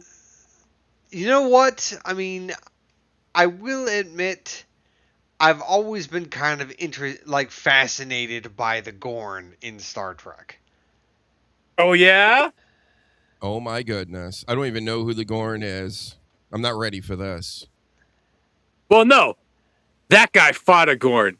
That's supposed to be Captain Kirk, I believe. I'm aware that Kirk fought a Gorn. It's like one of the most iconic fight scenes in the series. If only this was StreamYard, which we used to do a certain show in, and I believe somebody mentioned it up here. Who could have mentioned that? I don't know. The old man who was on the show with us. Remember, Charles? Remember, yeah, Charles? Do you remember? I remember. Alpha Padres, man. Yeah, Alpha Padres, man. So yeah, Dr. Huge. The Tarzicians are obviously reptilian. Did you know that? Do you know about the Tarzicians and the Biavians? No. What? I don't know about them. Really? You never Is this more the Biavians or the Tarzicians? Nope. This is more Satanist stuff? Was this Satanist stuff? This is Riley Martin stuff. The Coming of Tan, Howard Stern. Hello, everybody. Oh, I knew nothing about that. Riley Martin? The deepest I ever went into research into what I learned about Satanism was the ONA. What? ONA? Yeah, we're talking about them now. What? Yeah, the Order of Nine Angels. That was the deepest I ever went. Mm-hmm. Mm-hmm. Yeah. That's what. Wait. ONA. Yeah. Is something, but O and A is a little different. Okay, all right. I was confused. The abbreviation is ONA, and it stands for the Order of Nine Angels. What is that exactly? They're basically Satanists in the sense of actually worshiping the devil, and they. I don't really feel 100% comfortable talking about this, but I will. They do. We could do this. Yeah, they condone human sacrifice. Yeah. Yeah. But it's not like they actually take people and do that. No, they get involved in positions in various fields that allow them to take life, and then any lives that they take in the process of their profession, they just dedicate the taking of that life to their God. Are you getting it? What he's breaking down something we probably can't YouTube TOS talk about. You understand? Yeah. There are certain ways of doing it where it's legal, right? Oh, okay. Yeah, like this, right? Who's saying it? We don't know. Charles is alluding to it, but yeah. That's what I'm saying. Is that what you're kind of talking about? Like the legal kind of doing this, where it's kind of out in the open. I wasn't 100% comfortable talking about that. Right. No, it's cool. It's all right. Yeah, I don't want no problems either. I feel great about my life right now, by the way.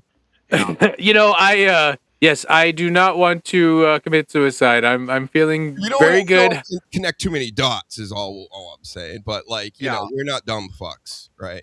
Yeah. Yeah. It reminds me of that of one of the the Dave Matthews songs. It was I think it went like, "Don't eat the babies. There's blood in the babies. Yeah, Yeah, don't eat the babies." I'm not going to say anything else about this. I'm just gonna. Yeah, that's cool. Okay. Yep. Yeah, we don't need ninjas showing up at your house or anything. That's not his real name. We're not, none of us are real. We're just figments of everyone else's imagination This over is here. simulation, and none of us are real. I find it interesting. That's all this stuff. Oh, here we go. Here we go. You know what? I'm going to read this one because I always like, Richard Kish's old takes on things. O and A also stands for Order of the Arrow, Boy Scouts, and Opie and Anthony. See, that makes me take pause because you're saying like perhaps the Boy Scouts are a recruiting service. Have you ever heard this, Charles? No, never did. How about you, Dr. Huge? Were you a Boy Scout? I remember going to a meeting and then I never. Meetings. Oh no. I vividly remember being in a whole meeting with adults, a bunch of adults, and what? Whoa. Whoa. Oh please. But yeah, that was like my experience with it. Is a possible sign up for something, but nothing really came of it, and I think I ended up playing recreational basketball instead. Here we go. Paladin's got a little comment here. Go ahead, Charles. Comedy to talking about lizard people and sacrifices. Damn SOBE drinks. Sobe. You don't remember Sobe? Oh, I must be the old one here. Oh, I love those. Well, no, Sobe. he capitalized Sobe, so I just assumed it was an I think it was. It could have been like sip only because ew. No, I don't know. Whatever. No, it probably is Sobe. I don't know, but he just decided to capitalize the word for all I know. Sobe was a drink. I think it was one of the first drinks that had like really radical flavors. You remember that, Dr. Huge? Of course. Yeah. I love Snapple too. Oh. I've had Snapple before. I don't remember what flavors I used to like because it's been a long time since I've had one. But I remember enjoying Snapple. They call it Snapple because it made people snap. But Monster doesn't. Monster is good. Monster is wonderful for you. Look at me. I'm fine. Yeah. You're fine until you start noticing the heart palpitations, and that's when it's too late. Mm-hmm. Oh, yeah, well, I guess so. Yeah, once you can feel your heart beating out of your chest, I think it's a little too late. But yeah, that doesn't happen with this. Shh, no, please, no. I need this. I want to get free ones. I mean, we buy them anyway. You might as well, get a little. Oh, offer. yeah. You're on the Snapple right now. We can't, or the Monster rather. You can't trust anything you say, Luke. You're like, I don't know. It's worse. Okay. Luke, do me a favor. Hold up your hands like this, and then yeet. And tell me if your hands are shaking. Do it. Okay, here we go. See? You see? You're not even putting them in front of the camera. Do it right now. I am. You just can't see your hands. They're there. They're not shaking. I can tell. They're not. They're shaking. Yeah, they're shaking. This is what it makes you do. Turns you into a zombie monster. No, actually, I'm pretty good. My guitarist actually does do his hands tremble like this, and when he plays guitar, they don't, and that's kind of weird, huh? I mean, sounds pretty. Oh, here we go. Oh well, I don't. You know what? This is too much for me to read. Who wants to read this? Jesus Christ, I can't. I'll read it. Okay. Oh my God, Jesus, Richard.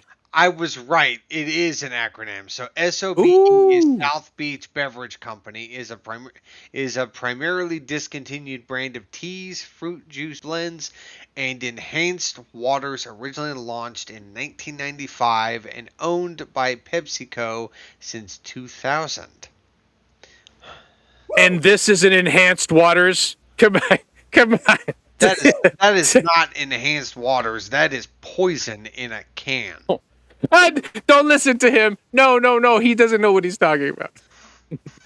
Yeah, you should switch to Prime with Logan Paul, right? Scam juice. Oh, I think now wait. anything that has to do with either of the Paul brothers is just a bad idea. With you on that. Yeah. Get out of my wrestling, Logan Paul. Get out of my boxing. Whoa, hold on. Whoa. I think, this sounds, you're talking about, this is a promo time right now. Dr. Huge versus Logan Paul right now. What do you think about that Paul brothers? Shut up, Luke. Let me cut my promo. Oh, okay. Logan Paul. Okay. You're a bum. You're a scam artist. We know what you did with the Pokemon card. You set up a whole website to take everybody's money to have a piece of the greatest Pokemon card ever. Then you took that Pokemon card and you sold it. And you didn't give anybody the money that had a little piece of that action.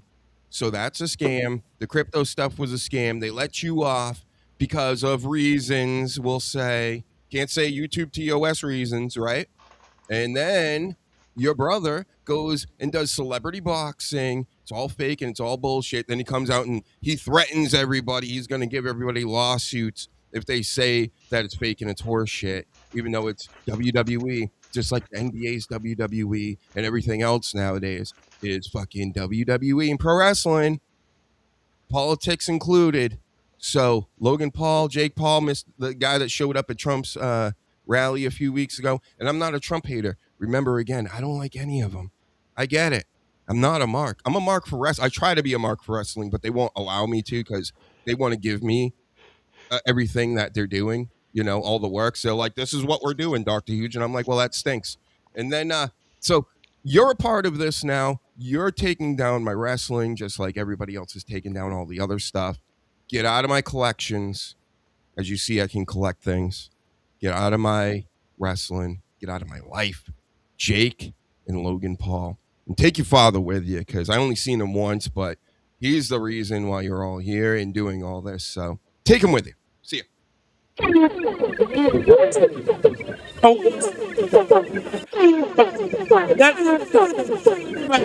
That's the kind of stuff that you need. Yeah, that's right. We killed it. That was good. Yeah, Now, do. now, and it sounds like Charles had some words about that too. So here you go, Charles. It's a chance. It's now you can cut your own promo against those Paul Demon brothers. Look, the whole thing with which one was it? Was it Jake Paul that sold the Pokemon card, or was it Logan? Logan. It was Logan. Okay. I watched the King of Collectibles show where Logan had sold that Pokemon card. I had no idea that pieces of that Pokemon card, like the earnings, were already promised to other people. So now that pretty much makes me think that there was like something else like going on with that initial sale to Golden. And I don't know, just I didn't like the Paul brothers already because of all the other bullshit that they've done. I just like when Jake got the shit kicked out of him when he went up against that boxer Anthony Joshua, yeah. Yeah, when he did the boxing match recently and he had to get like his jaw wired shut. I gotta admit, when I found out that happened, I laughed. I did. I was like, hey, now you know what real boxing is like.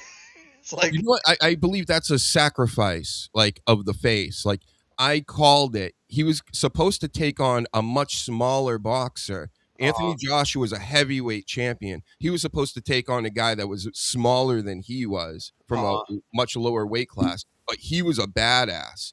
And he caught wind of the work they wanted him to do. So during their press conference, this Tank, I'm not like that caught up on boxing these days, but Tank something or other was talking to Jake Paul, and he's like, I'm going to really beat you the fuck up now. He pretty much came out and said it and said, listen, I don't care how we're going to put all the money on the line. Let's bet in real life. And then I'm going to smoke your ass. And then they said that to Joshua? No, he did that to Tank. Then like a month later, then this Anthony Joshua fight came up, and because everybody's got like these goldfish memories where they forget about everything that was like a week ago. But that literally, that was a fight they were pumping up for months. And then it didn't manifest because Tank told them during the press conference, like, yeah, I'm not going by a script. I'm going to beat your ass now because you disrespected me and you're basically trying to steal from me. That's how the sense I got from it. But, yep. And then Jake Paul had to come back and take on Anthony Joshua. And I felt had to take the punch in the face eventually, because he wasn't going to beat this guy. He wasn't going to beat Tank. So, it was one to make everybody happy and to also continue the work, because it's like, well, he did get fucked up, right? Yeah. And maybe he didn't want to get maybe that badly beaten, but I think the plan was, it wasn't like in the works for him to get knocked out like that and have that big bulge in his broken jaw. But it was like, well, if it happens, then, we're back at square one with the work.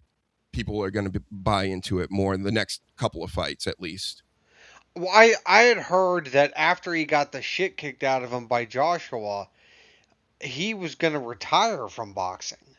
Probably because he was mad, right?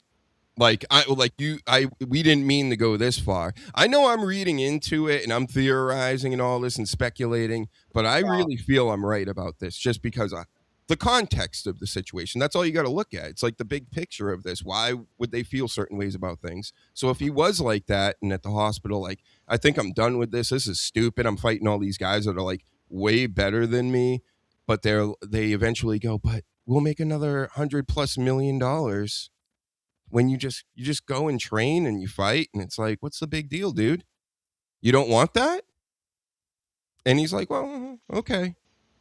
He heals up a little bit and goes, all right, whatever. Give me the next, champion or jobber to beat up on. Mm-hmm. Yeah. All right. And, okay, so what, all right, you just, you know what? That's one of the terms I don't really know. What is a jobber? Jobbers in wrestling are the guys, usually back in the day especially, where you would go town to town and they would send you the local wrestlers and they would just feed them to the Undertaker, old, whoever. Okay. They'd be made to look like they suck, but it wasn't about them sucking so much than it was them trying to make the big guys look good, Oh. That's why, like, unlike Charles with the monster, not making monster look good. Doesn't like that, big guy. What the heck? You jobbed yourself out, kid. Oh man. So again, what time is it now? I'm wondering if maybe we could get some other people to join the stream. I mean, I don't know. Send the link to Netanyahu. Oh man, I don't know about that. I got some questions. Actually, weren't you on? You eventually, Doctor, the good doctor.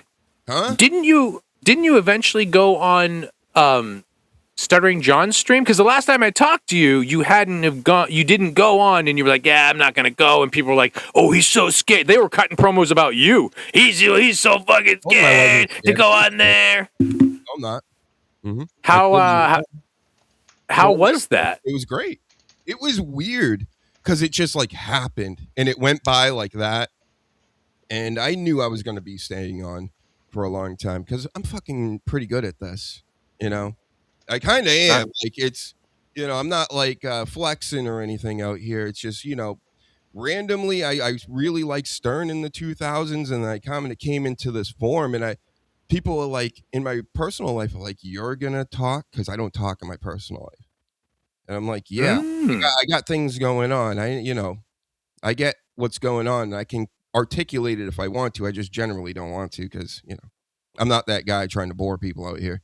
But I'll do it online, and it was, to my surprise, people liked it. So, you know, I knew I was going to get on John's show eventually and not even try to do it. People were coming to me to go on his show. Apparently, I just wasn't.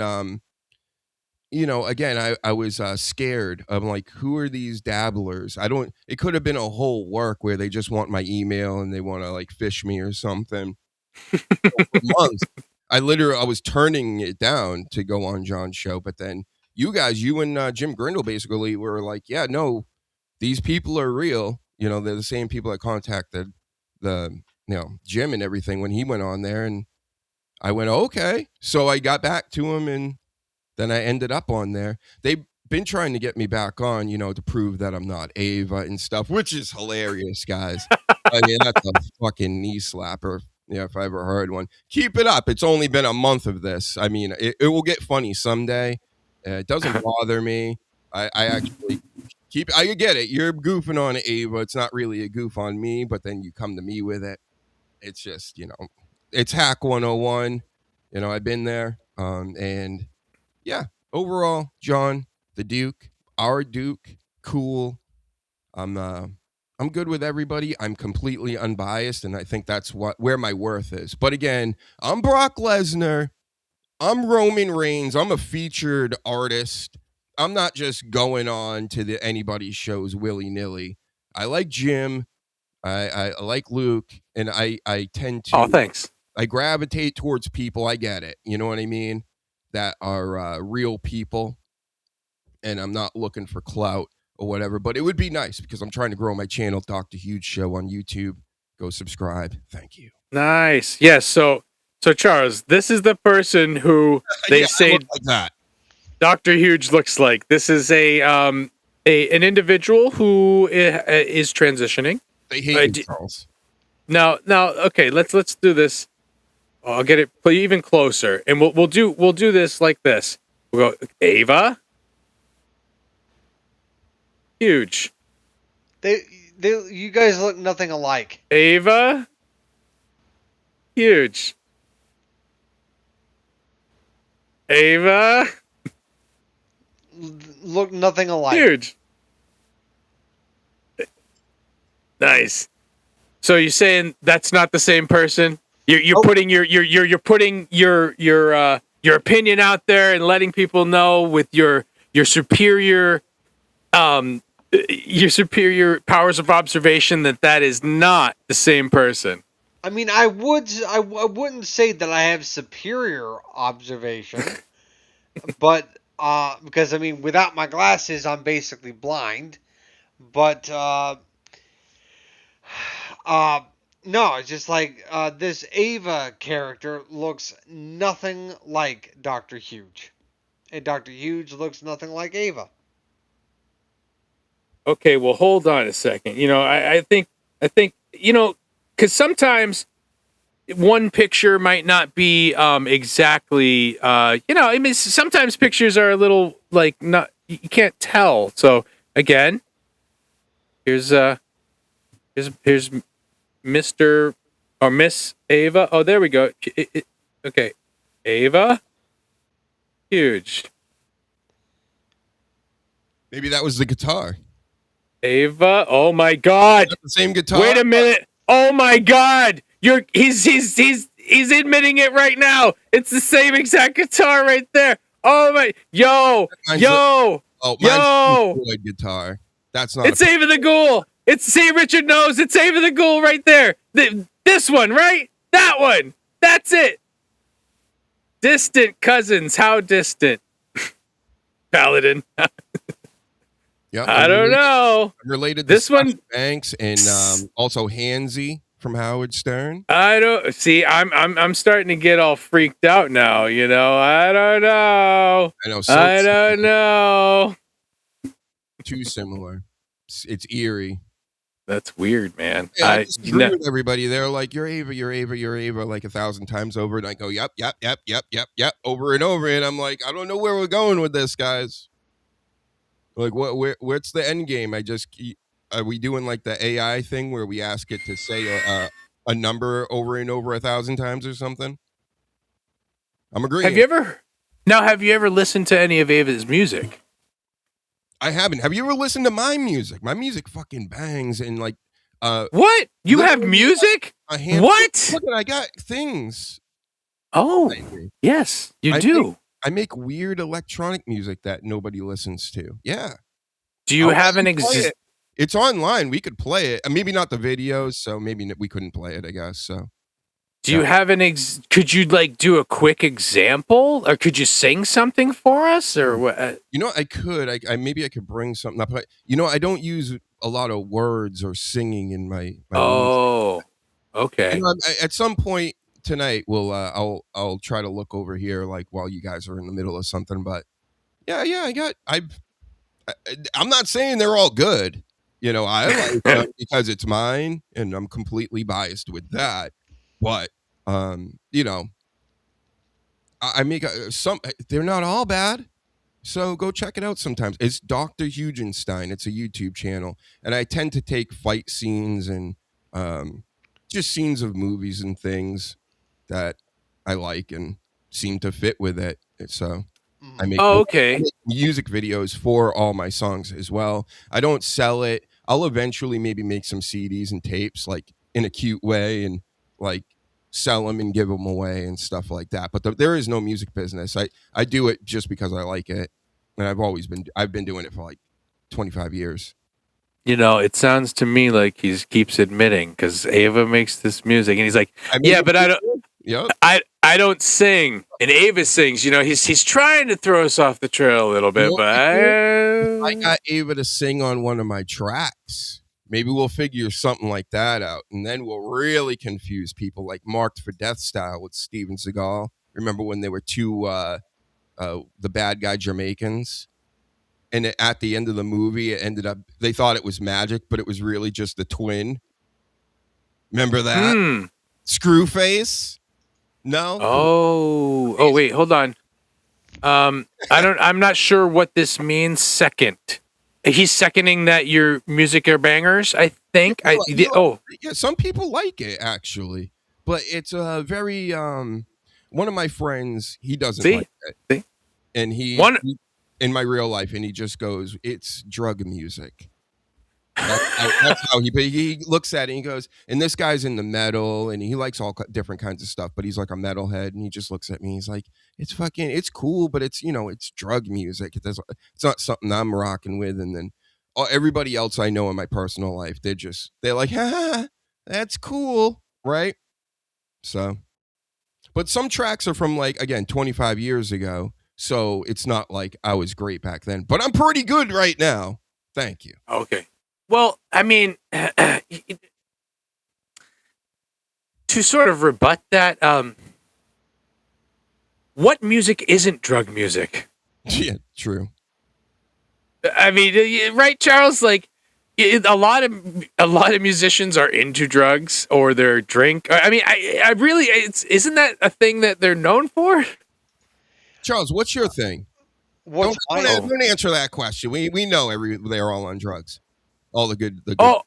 Look, holy crap! We have a guest. We have a guest. Hold on. Let me switch over to a different scene here, and we're going to add somebody to this scene. This is a guy who, I personally, there was a time where I might have had a couple problems with this guy, but over the I've never had a past few years, him and I have gotten along a lot better. It's Stevie Lou. I'm a loser. I'm a Stevie. What's up, Stevie? Here, we'll put you like this. Oh my! Wait, what are we? Oh my God! Is that what we're doing? Sorry, no, I'm just reporting live from Hackamania here. Hold on 1 second.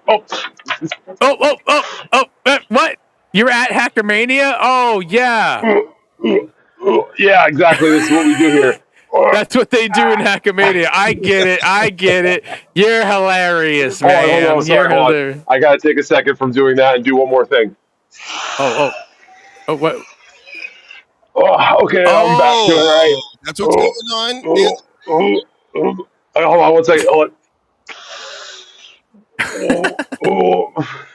Oh, is that so? That's your assessment of what? Oh, sorry. What Hackamania actually is all about, huh? The drugs and the blowjobs. That was my costume contest. I was doing a Hackamania participant. That's hilarious. So how you been, man? All right, guys, what are we doing tonight? We are well. If you see behind us, we're we're covering some of the aspects of Bobby Tamburro and Friends out in Oneonta, New York. They're doing a comedy show. Jim Grindle is being the host of the show. They've got Justin Raymond, Courtney Murphy, Angela Cobb, John Latter, Barb Marie, and Bobby is headlining the show. So Do you have Jim's a live? popping in. They didn't want to. Most of the comics didn't really want to surprise. They didn't want to put all their material out on the internet, which is understandable. But John Latter may. It depends on how things work out with the computer and all that. Although Jim has been doing whippets and drinking shitloads of coffee, so I don't know what's gonna happen with that. Sounds like a proper green room experience. Well, that's true. Stevie here has some experience actually being on stage doing comedy and hanging out with people who are comedians. And, just tell us a little bit about that, your experience doing comedy. Oh, that sucks. No, I got a question, Stevie Lou. Oh, here we No, go. no, Okay. no. This is what comedy was like doing it for a while. It was like this. It was like this. It was like. Okay, well, I guess he knows. All right. So, hold on. I guess Dr. Huge. Yeah, Dr. please. Huge has got Dr. something. Huge, I apologize. I was doing a bit. So racist. But shut up, Luke. Jeez, now I know why ahead. Jim yells at you all the time. You just talk. We get it. But Stevie Lou. I almost forgot your name. I'm busy drinking. But shout out to you. I'm a fellow loser. Why don't you follow me back on Twitter? Is it because I'm brown? You don't follow me back? I got a lot of followers on Twitter. Was that recently? I've tried dozens of times. Was it recently that I followed you back, or I haven't? No, you never followed. No. And then eventually I give up and I unfollow, and then I try to do it again, right? And then I'll change that tonight. That'll change tonight. Sometimes I don't necessarily. I try not to just blanket follow everyone. So now that I know we're doing this right now, this is something, bro. We're having it. We're doing it. Been a loser since day one, and I'm like, why won't anybody let me into the group? Husey does it to me. Some people follow me back and will be like, I acknowledge you, Dr. Huge. But the Stevie, let me say something. I'm glad we finally got to hash it out like real men. All these other people out here, you've seen them in the Dabbleros. They don't hash anything out, really. They just yell at each other. I didn't call you one name. I still stand with the losers. I just need a follow back to know that I'm. Yes, say no more, dude. And look, like the squeaky wheel gets the grease sometimes. So you mentioned it, and done. Say no more. Sweet. Not racist up there. And actually, Stevie here actually knows the headliner of the show, Bobby Tamburro. I would say pretty intimately, right? Very well. Yeah, Bobby and I are buddies. I would say for sure. He's one of the few guys in the whole comedy scene that I consider an actual pal because we go back to the whole East Side days show. I feel like Luke, you were down in the studio for the final In Hot Water show, and that was around the era when I was allowed back in the studio. Graciously. So if I wasn't working with Bobby on the East Side Dave show, we were doing his game shows, his interactive cannabis and drinking game shows, and then he even did like a little skit show, Bobby's World. There, I don't know if you remember that. Oh, that's right. That was awesome. That show, I remember that, and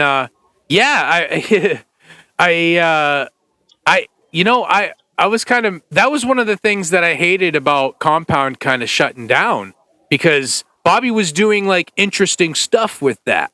He was actually trying to like, there was he had those like Hispanic guys, like they were like a comedy troupe or something, and they would do like a panel, but then they would have some skits and things like that. I mean, Yeah, I'm trying to different remember those types guys' of comedy. names, but yeah, exactly. Again, I'm not trying to. This is all in hindsight, so maybe my memory is not 100% clear on some of this stuff. But I thought early on when we did the East Side Dave Star Wars Spectacular, Mm-hmm. very early on at Compound, before Bobby Tamburro was around. This was like year one, literally, of Compound Media, I want to say. We did that Eastside Dave Spectacular, and I thought that was like a sign of what the studio could be used for, Yeah. doing interactive backgrounds, doing bits and skits. I personally thought that a literal Saturday Night Live, like rip off Saturday Night Live's exact format and just make it Compound Media Night Live, back in the early days of Compound when they had a lot of people still wanted to be involved. I think there was maybe something there, and it would have been a big undertaking, and I don't think anyone there had like the skill to pull all of it. Like a phrase I love is it's like herding cats sometimes, trying to get Yeah. all of these comedians together and on the same page to maybe Definitely. rehearse skits and then record skits. You do have to kind of like rehearse this shit. It's not easy just to go and do acting a comedy skit out just on the fly, man. It's just the nature No, of the Now, beast. that's a great idea, really. But like you said, it's almost impossible dealing with comedians or bands or anybody that's doing like live entertainment type stuff. These people are hard to nail down. That's why I'm trying to make it a point to be I'm not like professional. I'm not even fucking monetized on YouTube, but I try to be professional as possible, to be on time, to do things Right. and like if I say I'm going to do something, I'm going to do it, even if 100%. it's something like considered small time, because yes. you build relationships like that. So Well, and that's the thing. I'm glad to hear that from you, actually, because now that we're talking about the Dabbleverse and a little bit, and to me, that's the problem with a lot of people in the Dabbleverse. They have never actually been in entertainment, or like they wanted to. Maybe they thought about it for many years, and they thought that maybe listening to radio and reviewing things or whatever brought them into it. But when you actually are a performer and you want to have good quality.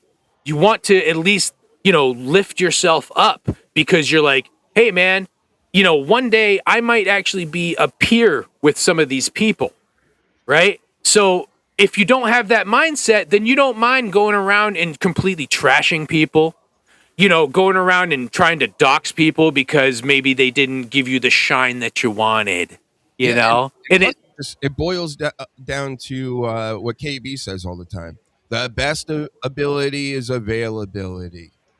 You got a show going on, just fucking show up and do it. Is it yeah, really that hard? Just do it. And especially just do it, right? But no, it's just like what Stevie Lou's saying, that Saturday Night Live platform, when you had a whole green screen studio and everything, you could have been doing everybody else's podcasts, even like a work off of that.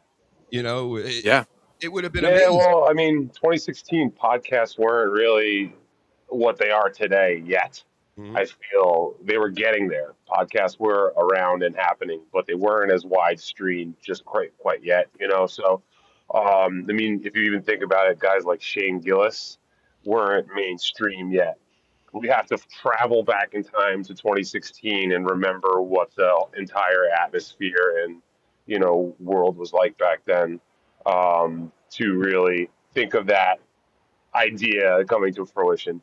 I don't think it can And happen this day anymore. You know, like that whole network of people are all gone. You know, Aaron doesn't talk to Gino. no. Pat punched Gino. Anthony moved to South Carolina. You know, Honestly, it's the funniest thing he's ever done. I don't know if you guys love Pat or not. It really doesn't matter to me. But I thought that's really the only funny thing he's ever done in my book. So get well. well, you know, Well, I had a great idea. Like you could do like the golden era of Compound, which would have been arguably like from 2015. Like maybe you can even go back to like 2014, the end of when it was at Anthony's house, to the beginning of the new studio. Like if you just bottled up that like year and a half, 2 years, that would be a cool movie. It would be actually a really cool movie. Like Anthony and Danny Brand, that shit happened during the very early on. You know, like and like yeah. fucking Sandy Kane getting the seat pulled out from under her and they're suing them and all that shit. Like there was a lot of wild fucking shit that happened early on. But then my thing is that at the very end, you know how like in Stand By Me, they're like Gino went on to marry Keanu, you know, and it's like Pat Dixon went on to punch Gino in the face and then fled to South Carolina. You know, it's like you That's have those little like hilarious. title cards that go up before the credits, you know, at the end of the movie. Wouldn't that be just wonderful? I Yeah. just And literally thought of this right now. This is one of those things that just come on, give it to me. boom. And it's interesting because I know that Charles, like the three of us over, well, you guys and what am I doing? Those guys and me, we were Compound Holy fans, shit, Charles right? is here, man. I thought he was fucking out cold.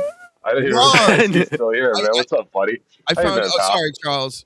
I gotta point out that I wasn't really a Compound fan. I would watch the Oh. Anthony clips. I do think Anthony is funny, even though he probably hates me because of my kind. You understand? Is Other than is that, Charles I still still think he's funny. It doesn't take away from that because I understand. You understand? is Charles still a little standoffish with me because of the whole FGZT and all that back in the day? Is You he have a like past, Charles? You know, I got to admit, no. Like Stevie, I don't even really remember all that. I don't. That's awesome. I always was a big fan of yours, pal. I thought you have a great attitude and a Yeah, very humorous when you want to be. So yeah. But I no, always I dig, I don't always really dig your remember style, all dude. that. You always So, you stayed out of all of it. I love that. yeah, cool. Yeah. Now hold on, we gotta Oh, you got something else? we gotta like catch up here a little bit because Richard is saying some stuff. Well, he wants to acknowledge that hey, Stevie Lou, my bong buddy. So the beard bros, they're giant beards, both of them right there. Yeah, And let's see. Kish is definitely a he kind of is one of my inspirations. Yeah, yeah. And eventually it will look exactly like his, right? It'll be all True. white. Very true. And then a quote from Richard: "Comedy, you're either doing a blow or giving a blow," and that's attributed to you, Stevie Lou. That's what comedy's all about. And actually, talking about Compound, I know that Charles knows about Compound and probably watched a little bit of shows from there, but only when you were on shows with like FGTZ and stuff like that, right? I watched like one or two things. I mean, I watched like clips of the show that you did with Jim. Oh, hold on. Breaking news. We got Jim here. What's going on, Jim? We got Stevie Lou here, buddy. I'm sorry that you suckers at home didn't get to see any of this awesome fucking show. But hey, everyone, has this show been all right? Has it been all right? Like clapping was just okay, like a mediocre show. All right, see, we got claps for mediocrity. John Leonard's on stage right now, killing it. He's doing a fucking sick job. Actually, he said we can record him, so let's go look at John for a second. Okay. Sorry, but the show's been just too busy to come back. I'm so sorry. This guy, Wow, it's just okay, right? It's fire, bro. Yeah. It's more than okay. Fire. How did I Nice. do? Tell these guys how amazing I They was. gotta keep you Is up that- there, bro. You gotta stay up there, bro. I'm going up in another second with a slide No whistle. shit. That's Okay, awesome. hold on. I don't want to see that. Was that a frisbee, bro? Yeah. Miserable. I'm miserable. I can't lean back I'm pressing the Karen button. You know what I mean? And I'm pressing the Karen button and getting fucking pissed. And the flight attendant's like, sir, what's the matter? Problem? I said, multiple problems, Like, the food sucks, nothing is free. The only thing is free is if you let the condensation out the window. They don't charge you for that. So she's like, sir, why would you vote with us? What is he doing? He's just up. So I told her,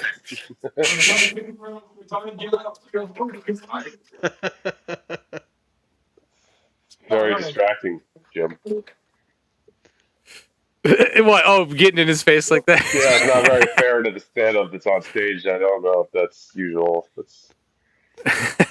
Don't heckle. I think Jimmy Grindle was inspired by the Rodney's fiasco that I know he was in attendance for. And not every comedy show is like that, Jim. You almost got in a street fight with the Duke, bro. Were you like, holy shit? It was like almost holy shit involved with a bear in the woods. Dude, I've never heard someone say it like that, but that is hilarious. I almost got into a street fight with the Duke. Yeah, but oh yeah. But what I was saying before Jim so rudely interrupted me. Yes. I did watch a little bit of Compound Media. I think I've seen like clips of two particular shows.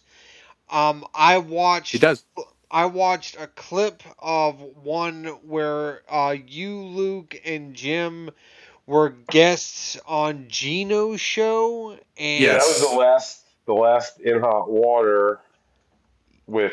Well, it's funny. That was the last In Hot Water with Aaron Berg, but then he didn't show. Also. Yeah, he wasn't there.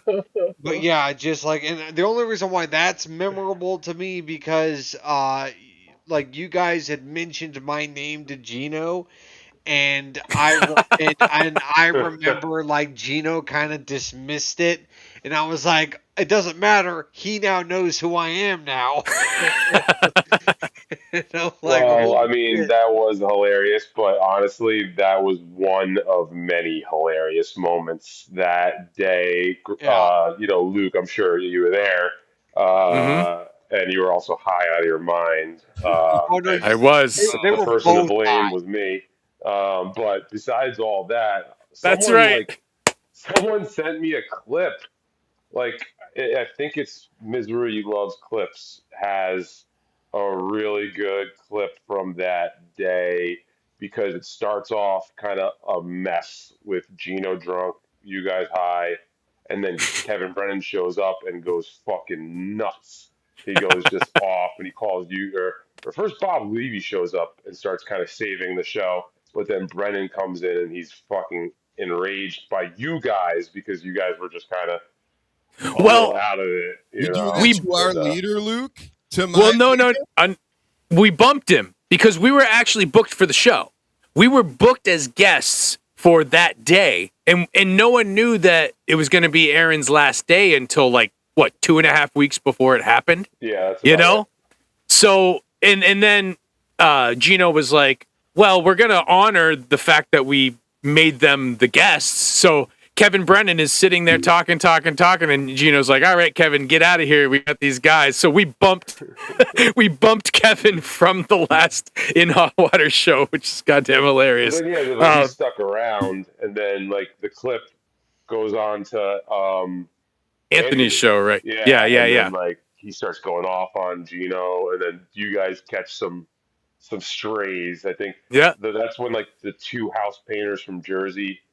That was Bob's line. That was Bob. Bob called in and he said, "Hey, who the hell are those guys? They look like two South Jersey house painters." Yeah. But I feel like Kevin repeated that line at some point, or probably. Again, I was watching it, and honestly, I was laughing my ass off like it was yesterday, and this was just a few weeks ago. That clip came up. I'll see if I can find it again and pass. Dude, that was a wild show because the fact that I had been up there a couple of times now, Dr. Hughes, you were saying that you do music, and my name is Luke of the Bind because I do have a band called The Bind. And Richard Kish here says The Bind are a terrific progressive band when they're not stealing from Pink Floyd, apples and oranges. Guitar right there. That's his. That's Give the round of applause sound break there, please, for the Bind. Yeah, a little clap. Appropriate. That's what we get. Yeah, so that's a Pink Floyd guitar you were saying? Yeah, that's literally the guitar he Roger Waters. That's his, like, not his guitar, but that's a complete replica. David Gilmour, the guitarist of Floyd. No, wait, Roger Waters, the Roger bassist. Waters isn't. Who's Roger Waters, right? He's the bassist. Oh, okay. He might play guitar though too, so I'm not trying to completely. No. No. I have a guitar friend. He was a guitarist in one of my bands. I was in new metal bands back in the day, and I was like did turntables and all that shit. So like my guitarist through all this time, he's got like literally every guitar known to man. And I had apparently a Pink Floyd guitar. He said, "Give it to me. I'm gonna make it the ultimate Pink Floyd guitar. I'm gonna make it just like the guy from Pink Floyd." So I gave it to him, and he gave it back to me, and that's what it is. So I just take his word for it, since he's got like 100 guitars and basses. Yeah. And yeah, so we'd been up there. I'd been up there playing with my band. I went up there another time when I brought CDs to them, and that day Gino wasn't there, and I was like, hey, maybe I could replace Gino, and that was when Gino was sick. And it was right before the roast of Gino, where afterwards people got sick, and supposedly a fan might have got COVID and YouTube terms of service. Yeah, that kind of stuff. And then but the day that it was the last Ehrenberg in hot water was so special because so many people were there in that room. Like the who's who of Compound was watching that show. You had Pat was there, Chrissy was there, Stevie Lou's there, me and Jim are there, Marshall Beaupre. Marshall Beaupre was probably there. Yep, and his girl. Who else? Bobo was there. Big A was there. All the stuff out of Compound was there, right? Probably Big A would have been there. Yeah, Big A was there. Yeah. What was that, Huge? The black girl that stole everything at Compound was there that night too, right? No, not that night. That night. But she could have walked right in. I mean, that was the thing about Compound. You could, for most of the time, you could kind of just knock on the door and just open it up and walk in. And good thing they're not there anymore, because people would just start doing it. Early on, there was a door code that used to have to. Oh. It used to be locked, but then I think they got like lazy of having to go and open it up all the time, and or it got disabled and they never fixed it. But there used to be a door lock. The reason why I know that is because Garrett and I went up to the studio once before a fish show at Madison Square Garden right around the corner. So it was like a Friday night fish show, and like the Compound was closed. All the shows were done. They were closed on Fridays. That was famous sort of thing. Anthony would never stream on Friday. Yeah. They wouldn't do shows on Friday. So like there was a show of MSG. We were right around the block. Like it gets crazy before the show. We had some time to kill. I met up with them, and we were like, yo, let's go roll some joints and then smoke them, because we had a little smoke spot. Well, you're gonna roll some and not smoke them? Yeah, right. Well, I mean, this fish show, you might. Yeah, I don't want to split hairs here. You are right, Doctor. Oh, duh. And I'm being stupid because Kish was there as well. He says right here, the famous In Hot Water show, Kish where was I there pick. too. Wow. Yes, where I pick up the abacus and hug Gino at the end. Yeesh. My clothes still smell like Jameson and failure. Yeah, Kish. Kish is one of the people that Gino kind of, turned on a little bit, and he turned on me at one point. I don't know him. I don't trust him though. Still, just from watching. You haven't lived until Gino's turned on you. Yeah. Oh, yeah. That's true. I forgot about that, Dr. Huge. You have a thing. I told you on one of your international Rangoons that. Yeah. Gino, I don't think it's funny. I don't like the headband. I don't like the nonstop talking and stuff. Listen, he could be a good guy in real life. I'm sure he is. I'm sure we would get along at a bar and stuff like that. But as far as comedy, remember you were asking me at the top of the show, like, what's my comedy inclinations and what do I like and what am I into? Mhm. That's the type I'm not into at all. And that like annoys me because after a minute, it's white noise. Literally, Yeah. figuratively. Well, it kind of reminds me that's my thing about certain types of music that are, I like screamo or something like that, where you start here Talk about screamo like this. and you stay there. You go, yeah, yeah, yeah. There's no play. Where's the dynamic? For me, it's like I like dynamics. I like a swell or a little break, a little. Tell us why Gino stinks, Stevie. Why do you think he What? stinks? No. Me and Gino, we've come around again. I think we're in good terms right now. So, All right. You think it's? Do you like the catchphrase he's got? The N word. I was about to say it because what? I mean, I'll tell you what. Chad Zumach stole that from him recently. Yeah. No shit. I ashamedly was there on the screen when that happened, and that's was, right. One of the more explosive moments of my entire podcast. You know what? I got it. I'll give Chad a pass on it. I get it. Jesus. I'm not coming for you or anything like that. I'm not. Yeah, I mean, listen. I'm from a place where you get, you get your punched in the face. Knocked pretty hard if you say that word around a lot of people. So, I definitely have a very keen understanding and respect for that situation. Well, do everything in my power to respect that, and listen. Chad doesn't rule. Sorry. If I stub my toe, I might start hollering some very interesting stuff, but I never try to use it as a pejorative term to somebody. Well, and it's interesting because Chad using it didn't. I mean, supposedly he was one bit. It was entertaining. I got what he was doing. Yes. Even while it was amazing.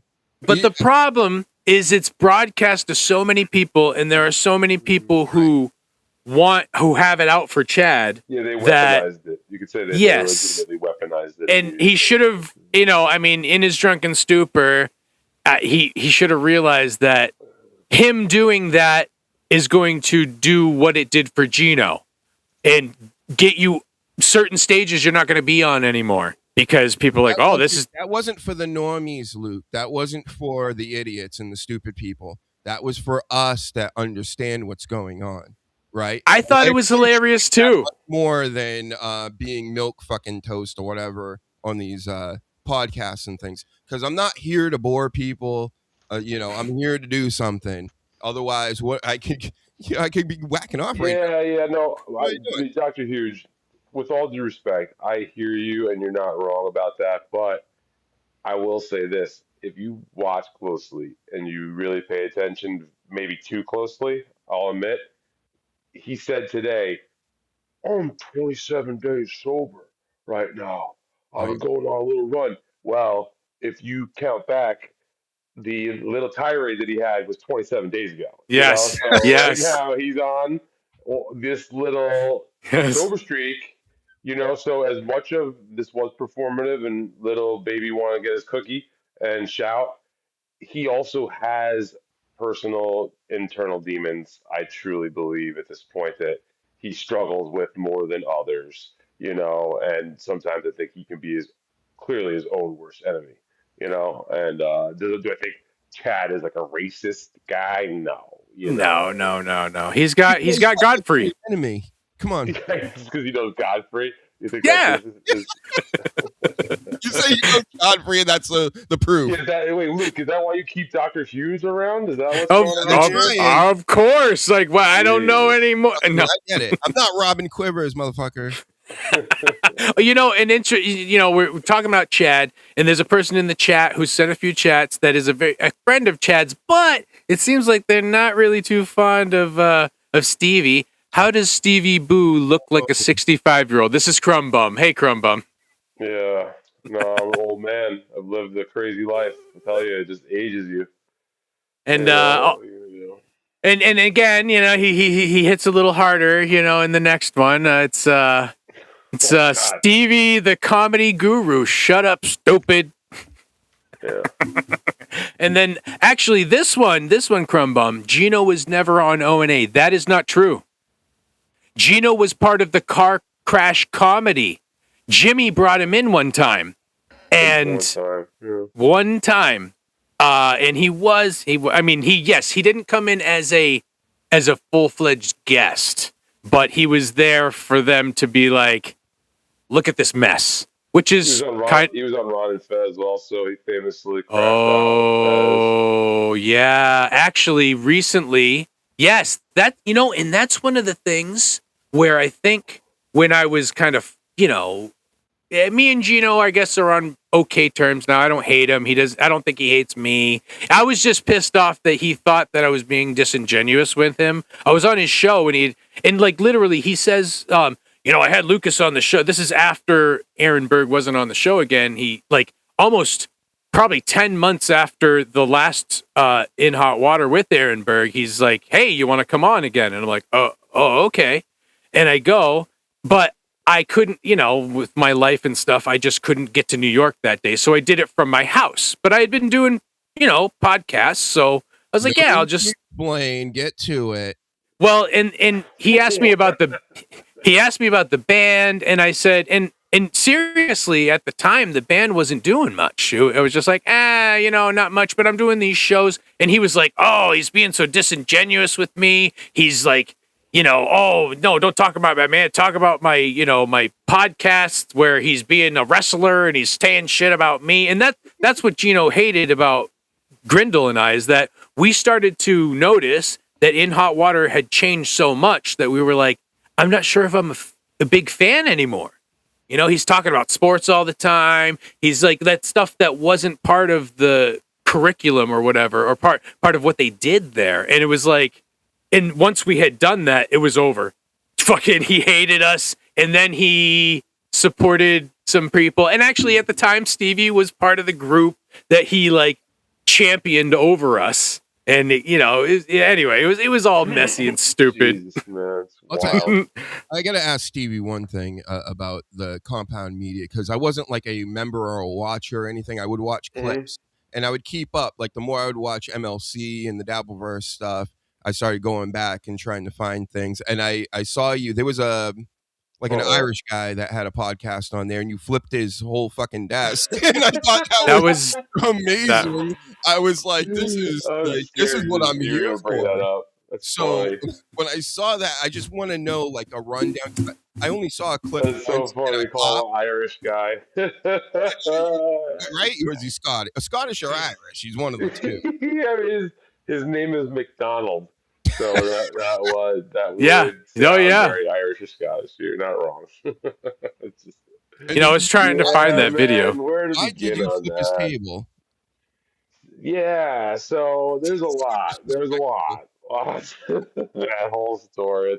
It's a hard question to answer, but I guess the short answer was I had kind of gotten fed up with his antics as of late, leading up to that moment. It wasn't a complete just that happened out of thin air. On some Pat Dixon shit, kind of fucking pissing you off behind the scenes. Yeah, it wasn't just him. It was some of the people at Compound Media were starting to be kind of dickish to me after I had really helped. Don't believe me? What was that?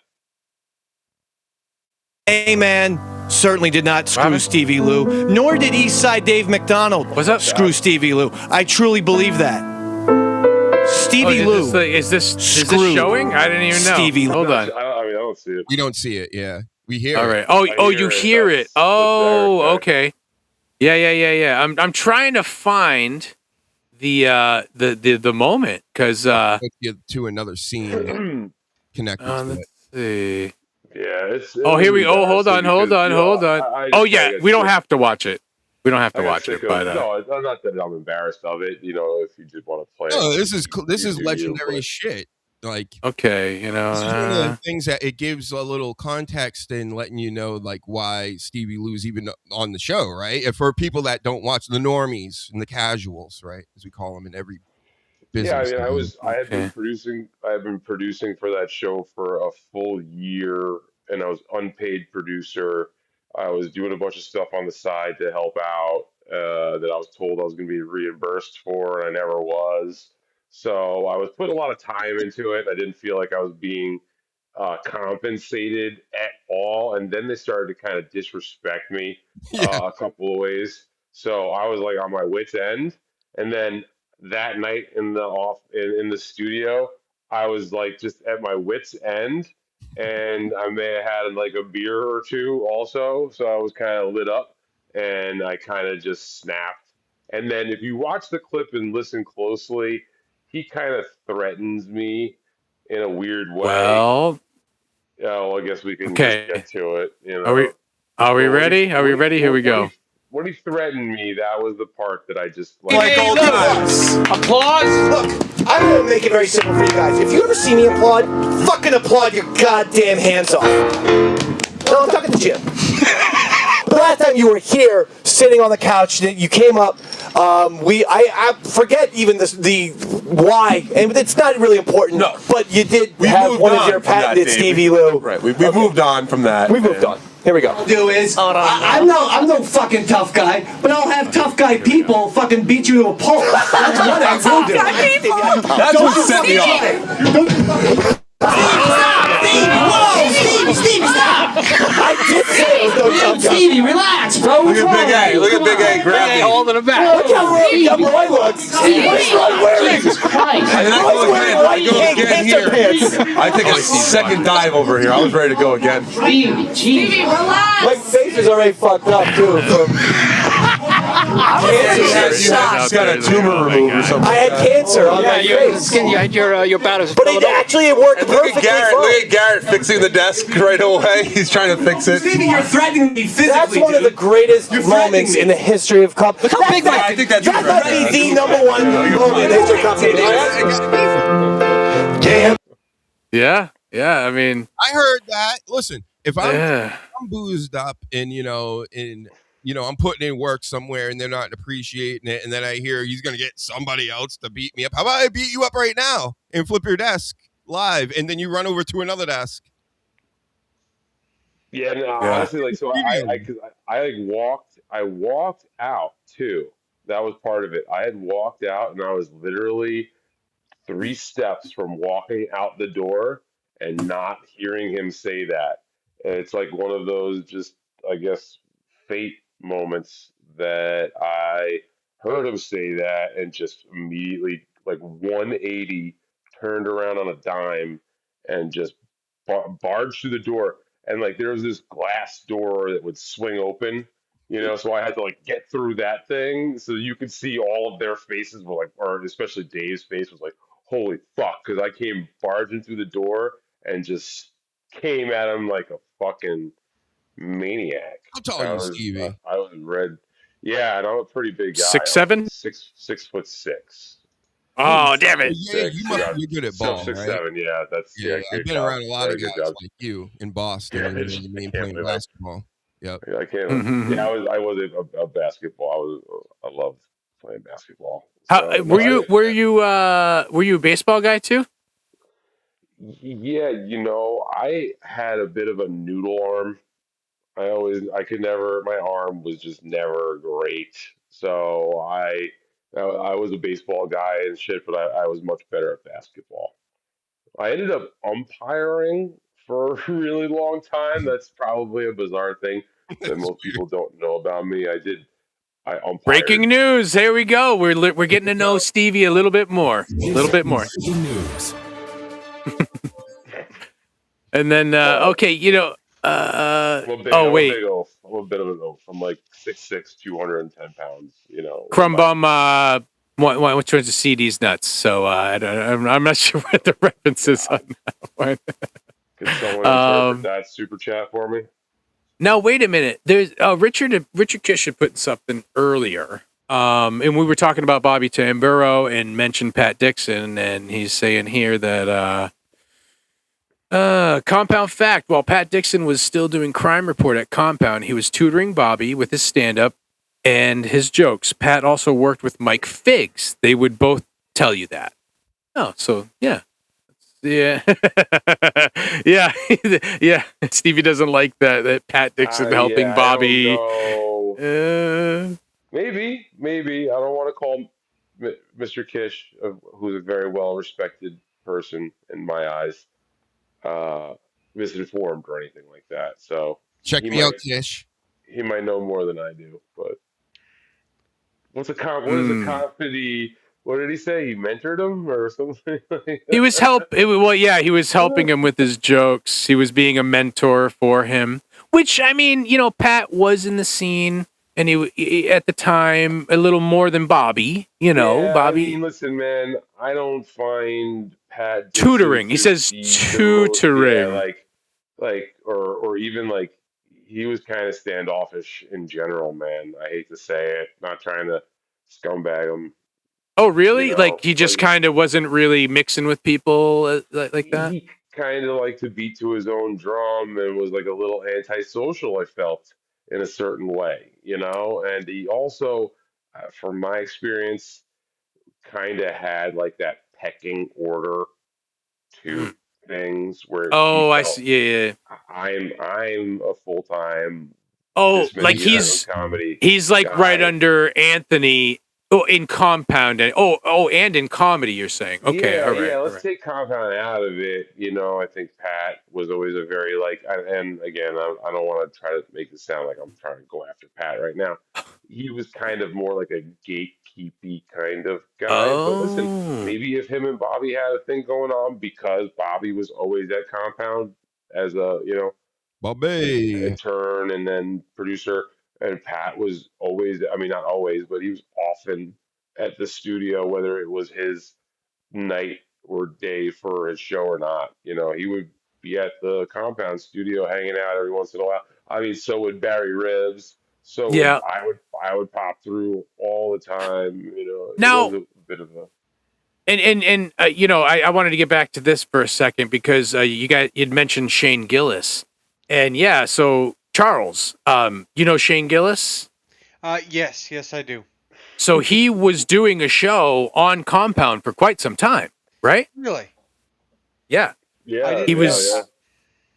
As a matter of What fact, was? I'm pretty sure when he got the deal for Saturday Night Live, he like asked Compound to take all of his episodes off the internet, and they did for him Oh, what because was he the didn't name of want that them. show that They he didn't did? want him having his episodes available, Yeah. for shit, and then they ended up Dropping getting them those N bombs.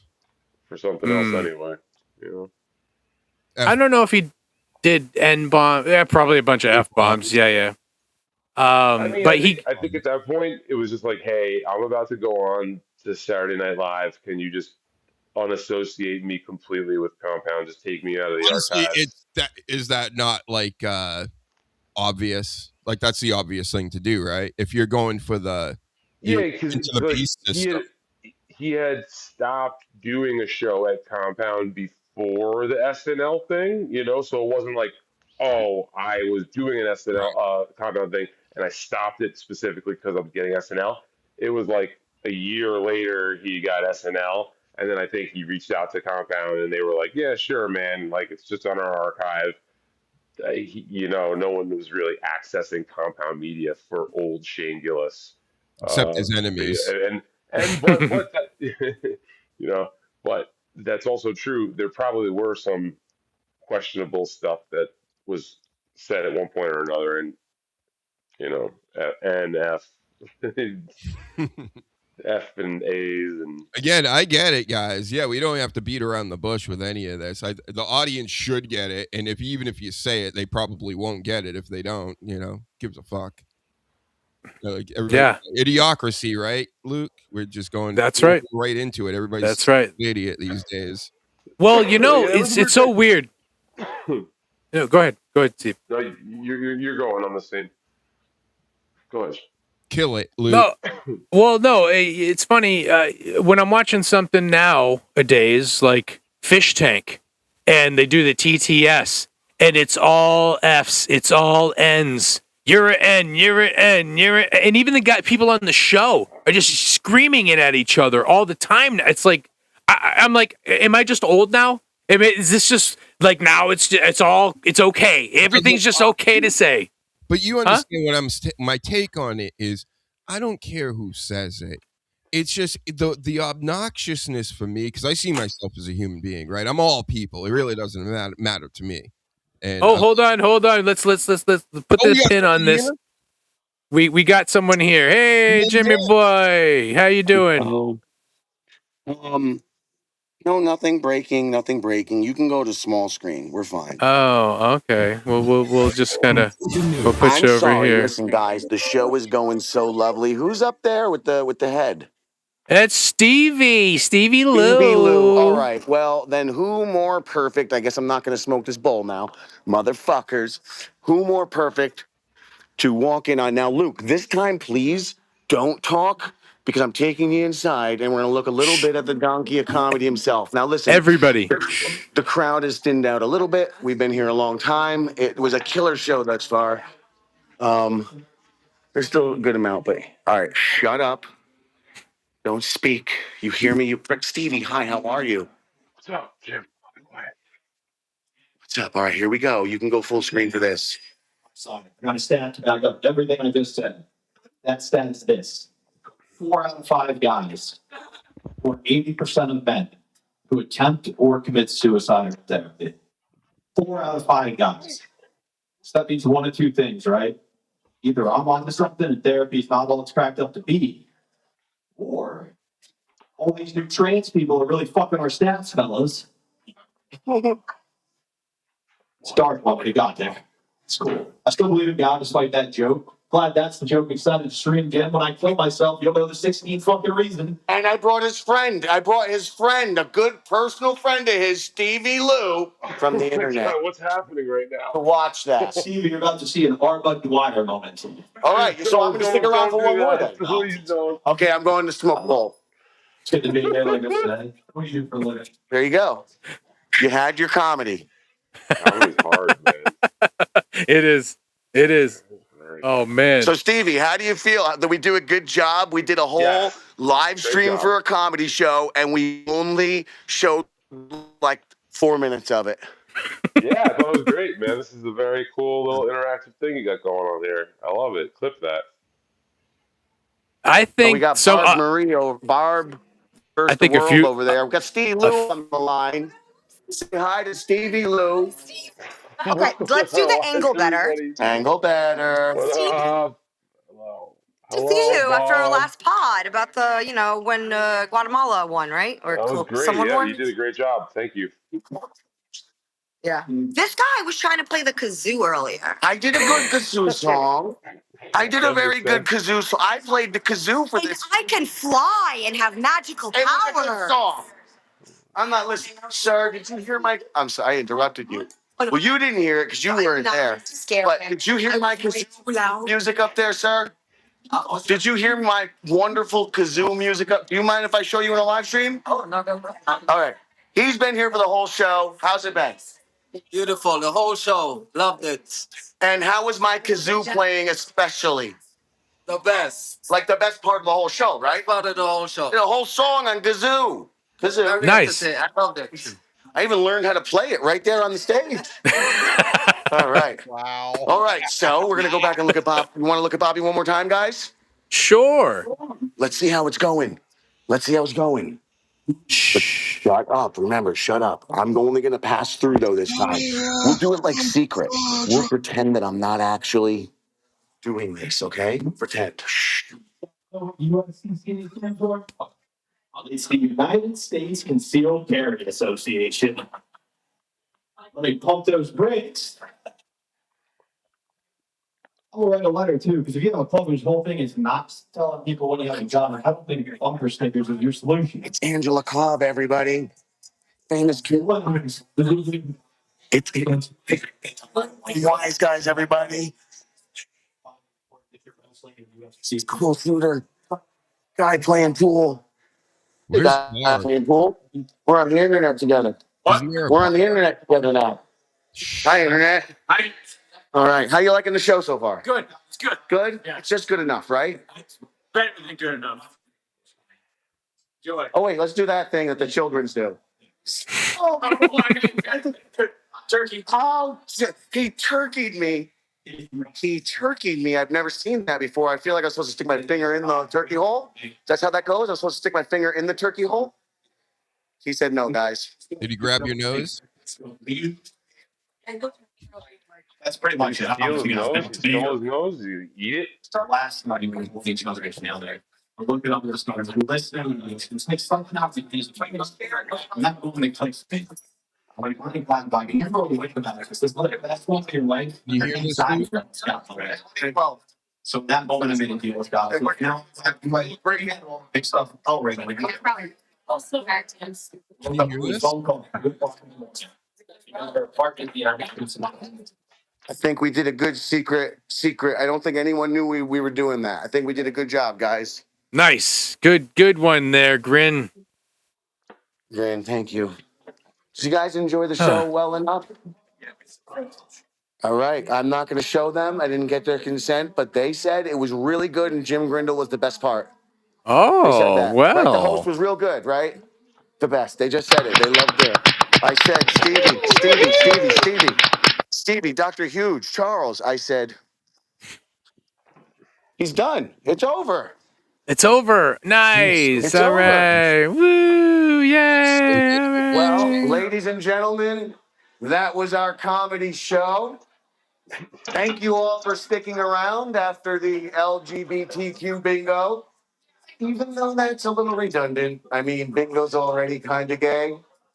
But we've got an after party, 11 o'clock, till whenever we get bored. At the Black Oak, we're going to have a live game show, prizes, 6 microphones open, organic fluid for the audience. It's going to be the greatest time ever. And if you don't go, you're a terrible person. Did they not entertain you tonight? Was this not a good enough Go on, show? scream. What's wrong with you people? Why won't you come to the after party? Please come to the after party. I beg of you. I bought pickles. I'm giving away pickles. Please come to the after party at the Black Oak, 11 until we all get bored again. Thank you for real so much. We hope to do this again. Tell your friends. Good night. That's it. Show's over. Get out already. Why are you all just Bye. sitting there just like... Bye. Sorry. I love you all. Goodbye. Give him the Irish goodbye. Okay. I don't know where to put the fucking microphone, Nate. All right. Round. If it squeals, it's not my fault. I'm smoking. Okay, while you're going out to your car, Jim, I want to do a little cleaning up with these comments. And actually, because Crumbum was expressing he wasn't too sure about Stevie, but a little while ago, Tell these guys, free comedy show, 11 o'clock at Black Oak Tavern, game show with prizes. Bring your friends, fill it up, make it huge. Good? Okay, I'll show you right now. Come here. Let's do it. We're gonna show this guys the prizes. I'm trying, Crumb. I'm trying. All right. Obviously bullshit candy, but there's fucking Pickle Rick. Pickle Rick. Pickle Rick. There's Warhead Pickles. Pickle Rick! Fuck. 420 pages of fuck. You can win that. There's another book here. There's 6 of those. That's the grand prizes. Then you got How to Train Your Earl. Someone can win that. Also, where is it? Here it is. A fucking cuke. You can win cucumbers. Hell yeah. Cucumbers, and we have mini cukes too for those who, aren't ready yet. But Tell them I'll be back in a second. Free. I got you. It's free. Tell all your friends. We're gonna have 6 mics open. You get on stage, whatever. All right. Well, those guys are 100% coming. They just said so. You heard it. We shared blood. We cut our hands open and we shook on it.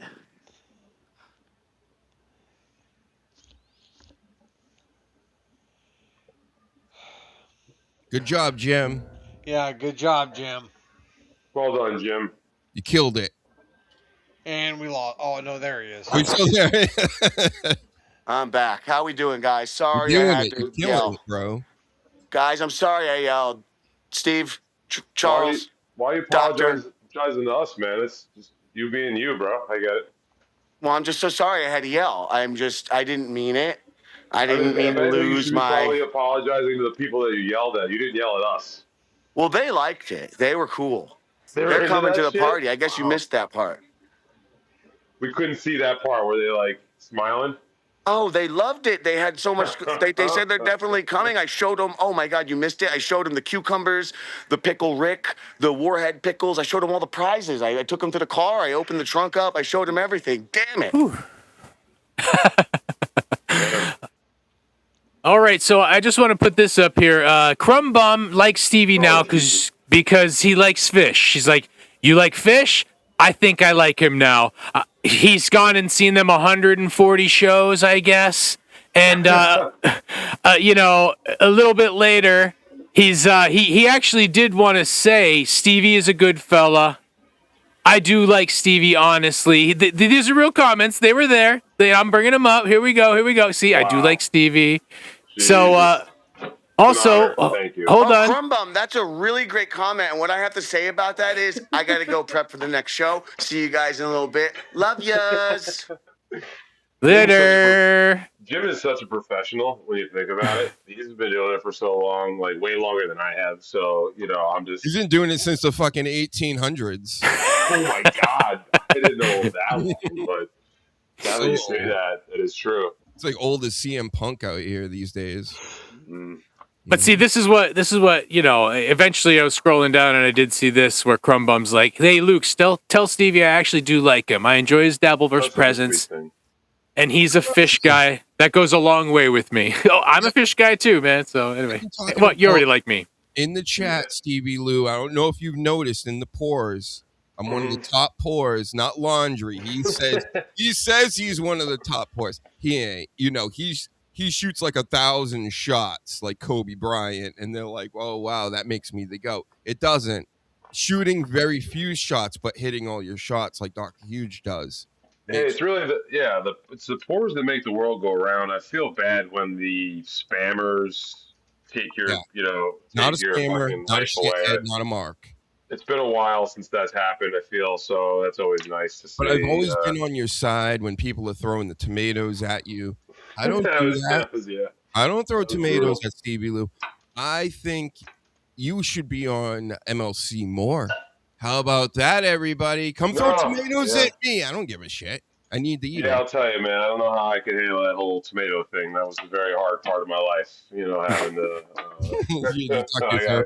Not really sure how I made it, but we got through it, Yeah, I mean, Charles, every time there was a time where every time Stevie would show up on a show, it would just people in the chat would throw virtual tomatoes at him. In the chat, I definitely remember seeing Lucas of the Vine, as a matter of fact. It was you, Luke. I feel like you really were quick on the draw with that tomato. Well, you know what? Do you remember, Stevie?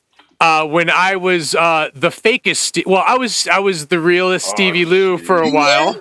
Yes, that was me. That was me. I was the fake Stevie Lou for a long time, and I will tell you what. And it's all. I guess it's on water under the bridge now. But I like pushed that for a while, man. Because every time Steve would come on screen, I'd be like, "All right, here we fucking go," and I'd be like, "This piece of on my phone." It made it funny, and then also, it made me, because now, I mean, I'm still the realist Stevie Lou, and the reason why that is because it was just Stevie Lou, and then you spoofed it, and I think other people spoofed. I don't think, honestly, you were the only one, but I do understand that you were probably the most prolific. So I went to the real Stevie Lou, and then you made it the real Stevie Lou also. So then I think I made it the realer Stevie Lou, and you did that.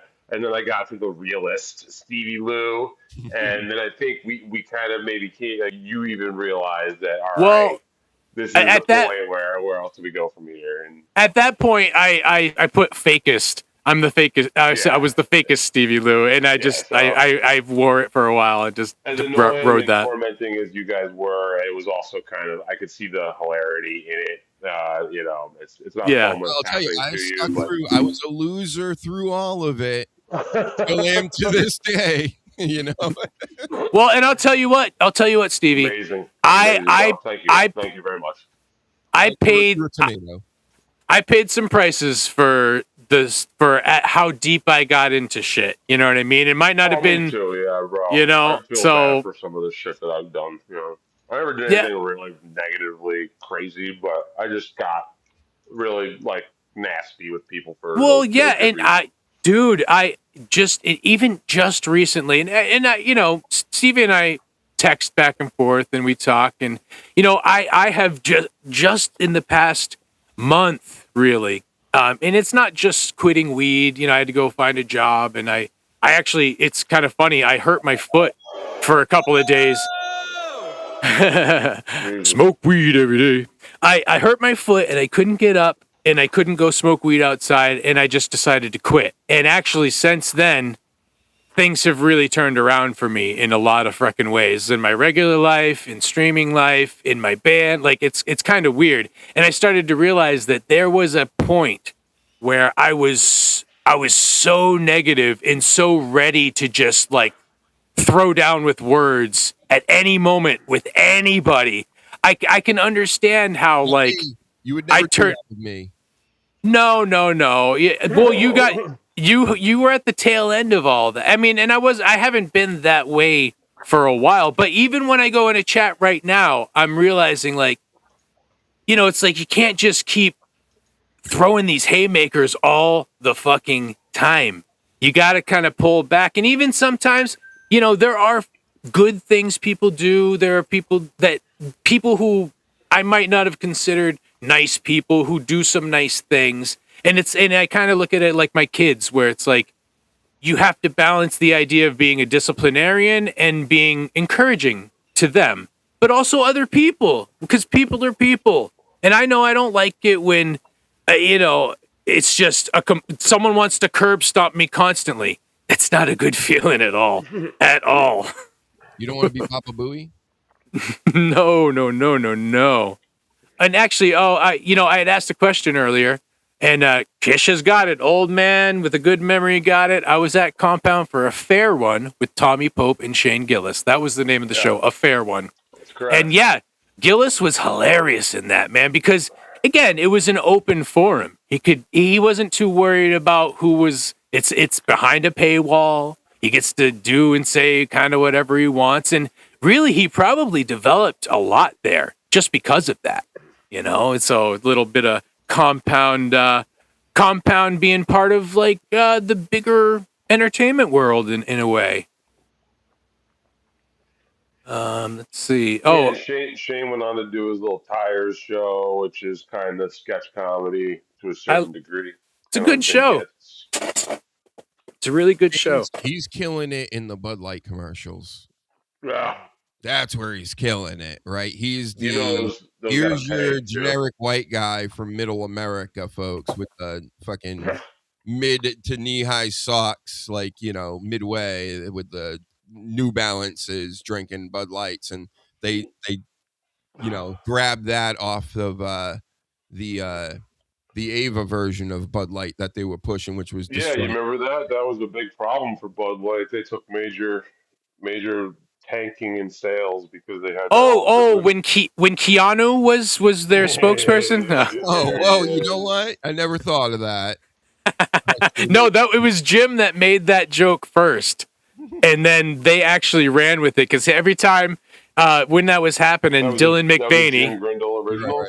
Yes, when Dylan McBaney was around, Jim was like, "Looks exactly. That's Keanu. What the hell? What's going on? How is Keanu selling Bud Light now?" And then Keanu took it and rolled with it. Kiki was saying that joke all over the place. She said it on Alex Stein's show, Chrissy, any place she got, and Dylan McBaney would come up, she'd own it, which is good for her. Which exactly that shows that as bad of a rap as she gets in this Oh, I thought you said universe. rack. I thought you said rack. Sorry, I never.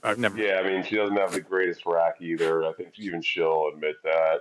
Wait, Chrissy May? Are you talking about Chrissy May right now? No, No, don't no, even no. say that I'm name. not, You say you it brought 3 up times, Louis the Vuitton, dark and I'm thinking appears. Chrissy May all of a sudden. She was hot 10 years ago. I don't care who thinks she wasn't. No, you're right. You're right. I'll admit that when I was at Compound for that last show and I saw her, I was like, man, she's cute. You know, I can't deny it. I don't know about this Cracker Barrel Chrissy, as KB calls her. This version of it, like mom wife version, I'm not into that. Oh, here we I go. mean, there is a whole porn category for it. Paladin thinks the Bud Light joke is funny, so we got to let Jim know that he's got some fans out here. Stealing my fans, Jim. My fan, rather. I got so many fan out here. But like you were saying, that was a good sign with Kiki that she can make fun of herself at least to a certain degree. Right, other before she starts with the waterworks. Well, I don't know about all that. I don't want to get too far. Gino and I are on good terms, so I'm just gonna. Here we go. I gotta run, man. I gotta catch a little early tonight. So no, it was great talking to you. Great having you here. Thanks for helping us out, and great insights, Stevie. yeah, it was fun, man. You guys are all really long time, people that have been around in this whole scene. So it's always fun to shoot the shit with some old timers, and then also my man Doctor over here is a new buddy who I promise I will go Followed on you during Twitter the- immediately and follow you back, my brother. He's a good guy, man. He's fun. I've only talked to him a couple times, and I feel like we're like fast friends, Yeah, man. you guys got a good thing here. Definitely keep them around for sure. All right. Well, thank you again. Have a good night. Losers out. Yeah, the losers. Peace. Take it easy, man. Ah, wow, that was cool. I liked having Stevie here. It was kind of nice to, No, he gets it. That's why he's been in the scene for a while and all this. So, yeah. I mean, yeah, Stevie's been, and it's funny because Stevie is like one of he was on Compound. He hangs out with Kevin Brennan. Kevin Brennan's like, hey, you're this big dude. Guy's desk on Compound, bro. Like, that's next level to Dr. Huge. That's like, you're really up in the game. You don't give a shit. You're keeping it real. Look, I'm all about authenticity and being genuine, not wasting anybody's time. That's why I'm offended comedy-wise. I like comedy, and I like all different kinds of it, whatever, slapstick and different things. But if you are doing comedy and you're going to be boring, you're not going to try to get my attention, what the fuck are you doing here? Go fuck yourself. That's what I think about that, because it offends me. You're wasting my time. Yes. Right? And I'm not trying to do that. And if at least try, and then there will be people out there who go, you're trying too hard and you're doing what I want to do. And I'm just not doing it because, for whatever reason. And, it's like, fuck all these people. Just do what you want. And if you're going to try to entertain, how about this? Here's a crazy idea. How about entertain? Yeah. Yeah. And again, I was mentioning people in the Dabbleverse and really people in general doing podcasts and all this stuff. It's like they can't get out of their own way sometimes and realize that, yes, it is about the entertainment factor. And if you were a wrestling fan, maybe you'd understand that a little more, right? Right? Huh? You understand life more as a wrestling fan, believe it or not. And then all the normies come to me like, Stuttering John, I'm sorry you did this, Duke. You would tell him, you're like, what do you think it's real and all this? And it's like, yeah, I get it. Okay. And I get, oh, really? He did that to you? You know what? Believe it or not, most people in my life, if I tell them that I talk about pro wrestling or into that at all, they're like, do you think it's real? It's like, you watch movies and think it's real? You fucking serious? Have you ever made a Lord of the Rings reference? It's just crazy stuff. It's what's the point of entertainment if you can't try to like lose yourself in it? That's what pro wrestling is. And the reason why people can lose themselves more in it is what we talked about earlier. The music, the outfits, they're doing the moves in person. Sure, they're not trying to hurt each other, but they do get hurt sometimes because it's actually going on. So it's like a better version of the movies when it's done right, which it hasn't been. And and it's something you can see live, and there's always a factor on that. It's more exciting to go show up someplace and see something that's a spectacle. It really is. I don't know if Charles were you trying to say something, Charles? No. Get in here, Charles. Okay, yeah. All right. Let's see. Man, I'm fine. Oh yeah, you're putting me on the spot. I don't mean to. Actually, you know what? We've got it. We got to speed run some of these. Hold on. Okay. All right. Let's see where we're at. Crumba. Yeah, hold on.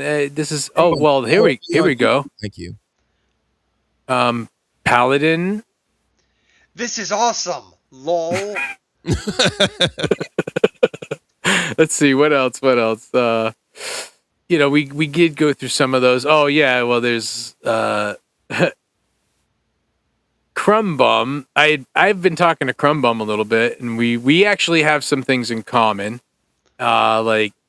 And I had mentioned that he likes Chad, and he says that he's a Chad mod, which that means Crumbum's a moderator in Chad Zumach's chat room. It just Yeah.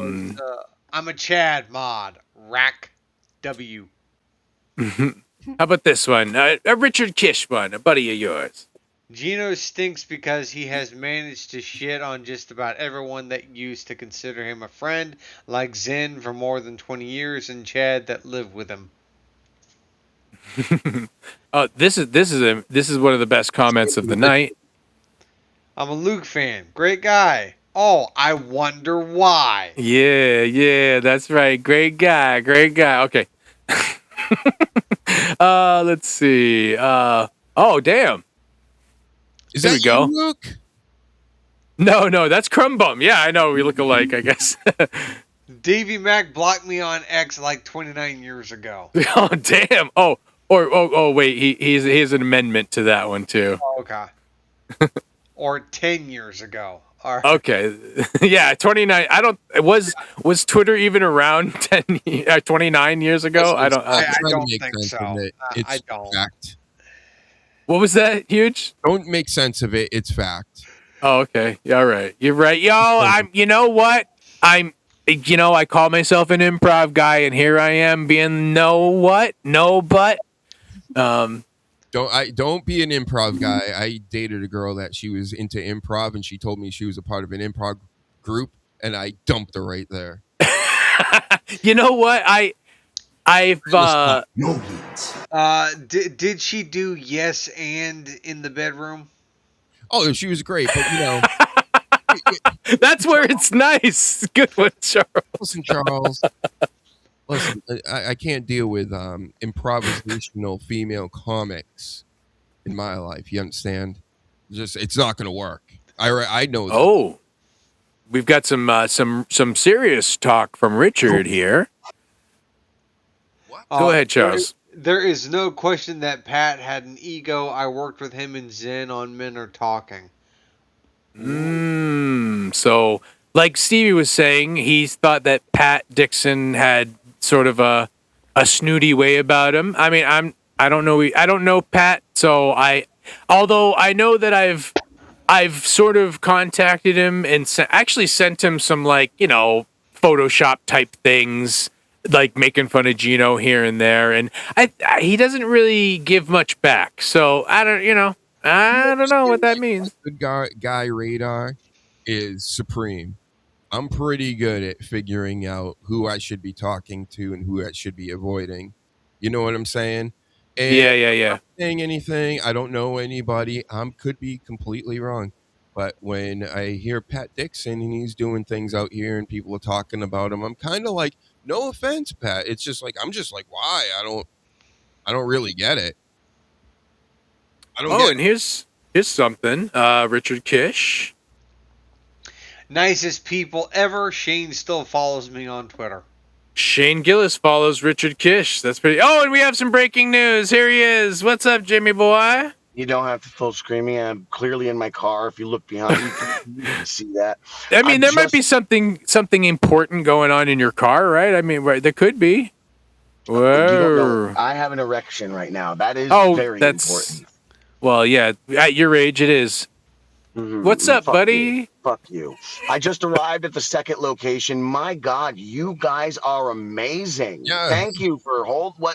This is amazing that I didn't expect you guys to be here the whole time, like doing this whole long show. You guys are the fucking awesomest. Can I just say, everyone, the show, I really wish we could have recorded it. There was not really an ability to do so. We got some clips. We couldn't see them there. That spot wasn't set up for it. But the show went fucking fantastic. There was a large crowd there at first. Everybody killed. Unfortunately, we had a lot of people who were already there for hours, so they ended up leaving halfway. And hey, so poor Bobby had a sparse audience, but he still did great. And who was left loved him. And he's about to perform again in a new venue, so we will see a bunch of that because you'll all be there as part of the fucking show. Woo! Yeah, we're gonna. I mean, if you guys want to stick around, Charles, we can actually be part of the show. We're gonna. I love that you're saying that. Tell them all about it, Charles. Dr. Huge, I love you guys. Luke's all right. Thanks for doing this. This was so great. I got to go and start setting up. I'll check back in and find out. What's up in a few. You guys are the best and so amazing. Thank you. And I'll be on another 2030, and then I got to hop off. I'm going to be heading over to Clowntown. I don't know if you're fans of them, friends with them, but they've been me on for weeks. They're actually doing a show early to try to get me on for the. Oh, well. I know, I'm so fancy. Everybody is like, they want my for some reason. I mean, could it be my looks?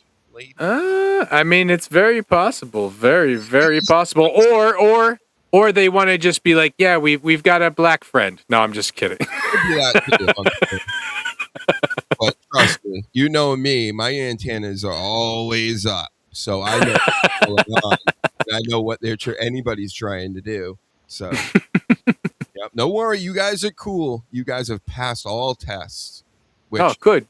I don't even know I'm running tests. It's just I understand people and the vibes they give off.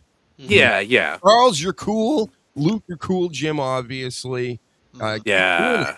That's what I'm saying. I'm here to try to inspire and also keep myself going with all this stuff. And, we can all support one another out here because there's a lot of savages out here, folks. There are, man. And yeah, I love, for a while I kind of lost my, the reason why I was doing this sort of thing. I for a while I was just I don't feel it anymore. And it kind of came to me recently. It's yeah, man, I'm a kind of guy. I want to spread levity and knowledge, and that's it, man.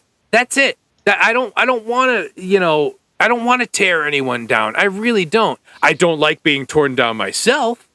And I had to learn the hard way that just because someone is going at you doesn't mean you need to go at them too, because there's a reason why they're doing it. And it really has nothing to do with me. I don't think. It's more. Yeah. If you they get space, somebody else would be, and they'd be going at them. Exactly.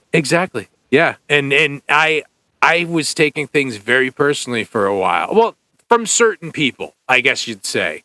Because when people want to dox you, when people want to go after you, when people want to trash your personality and reputation all the time, it eats at you. It really does. Yeah. And anyone who's going into this field has to understand that a little bit, and because that is part of it. You can't just have a bunch of talent show up and everyone's going to love you. It's just not.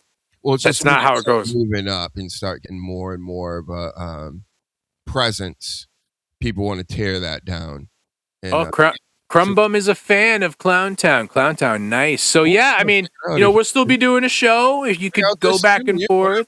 But I keep up multiple tabs a lot in myself, so I'm literally watching 3 or 4 shows, and I bounce in between them between doing other things online. To just keep up with everything. Listen, I'm living futuristic. Listen to my music, okay? I make drug music. Thank you. Yes. Yes. I didn't know that, but I do. Like most music, drug music. Oh, man. Charles, what do you like for music? What's like your thing? There you go. This is good. I mean, this is probably going to be kind of. I mean, I don't know if Luke already knows this. I may have talked about it in the past. Does Bert Kreischer have a band? No. Oh, boy. No. I don't really listen to music that much anymore, but when I do listen to it, I usually listen to like either like classical like film scores, like soundtracks to like movies and TV shows and like video games sometimes. But I also listen to, believe it or not, dubstep. Oh yeah, it's sick. Bro. Nice. Really, I did not know this, Charles. I thought you knew that. No, I didn't know that. That's awesome. I love dubstep, man. Yeah, Holy shit. dubstep is like really relaxing for me. Like I may have mentioned. I mean, I know you know this, Luke, but I am on the autism spectrum. I am.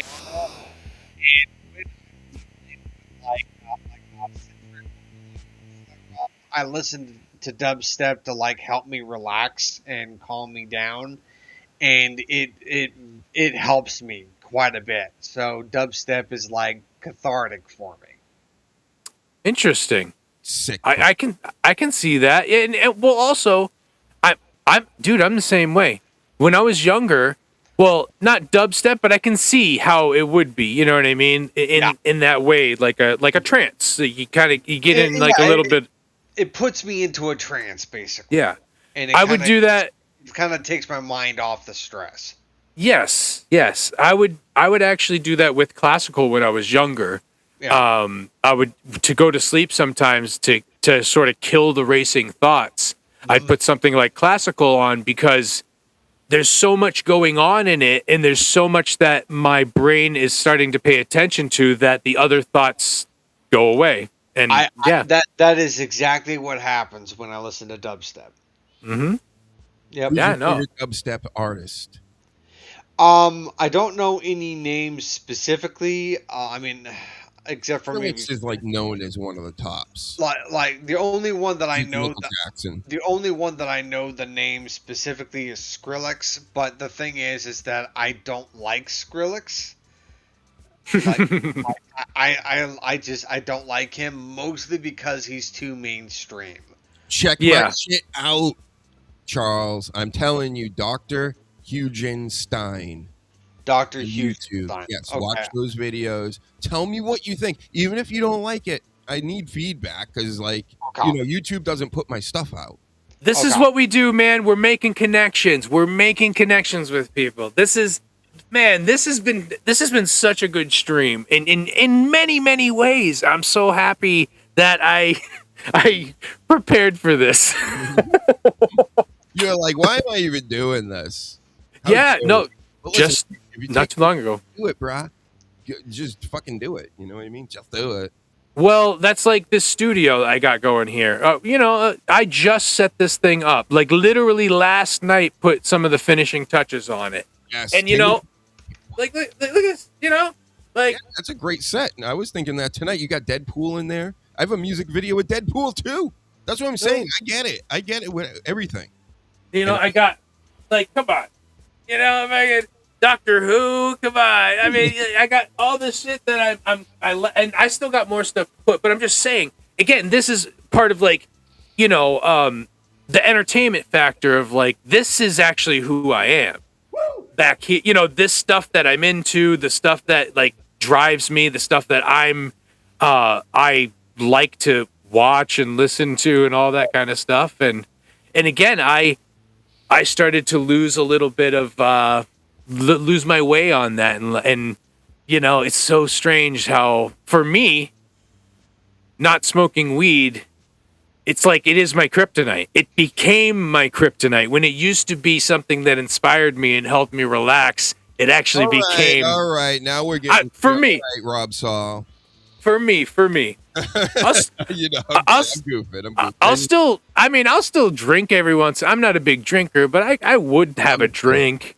It doesn't really like, you know, I don't get addicted to it that bad. And hey, I will smoke I would like to smoke a cigar every once in a while, but I do have a history with nicotine, so that's one of those things I'd have to do few and far between. But you know, because that, you know, being a singer and being someone who likes to talk, do impressions, and do all these things, it's really nice to have a clear throat and be able to just stretch it and do all that stuff right away instead of, hold on, wait a minute, wait, I got it,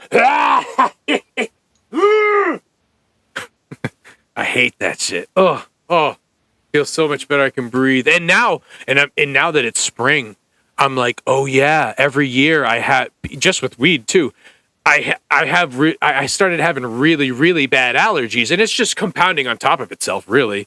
You know, it's like I got resin, I got freaking pollen, like get rid of one of them and I'm so much better. Machine is what you're saying. Yeah. Back jack. Oh, love this shirt. Comedy. This is actually this is a Mark Norman shirt. I went to see Mark Norman and bought the comedy shirt. Comedy. All right. So yeah, Dr. Hugenstein, man. Check out his music. I don't like the plug. That's for sure. I'm definitely gonna check it out. Dr. Huge show and watch his show. You know, find it, watch it. You know, you invited me on earlier. I was so busy. It's like one of those things. Today was such a nice day, and I know. I mean, I don't want to dox you or anything, because I think you've said. I think you've said what part of the country you're from, right?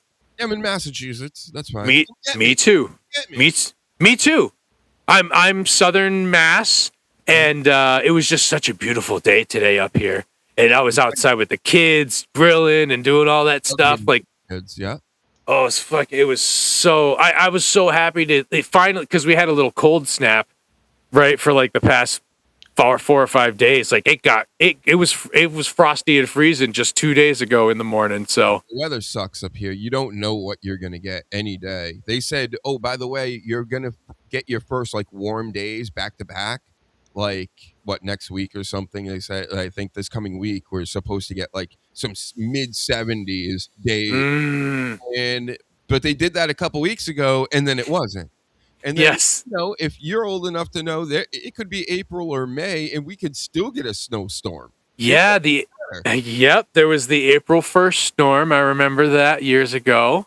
And yes, we could absolutely in 2 weeks all of a sudden just have like it'll melt quickly, that kind of snow. But yeah. How about 2014?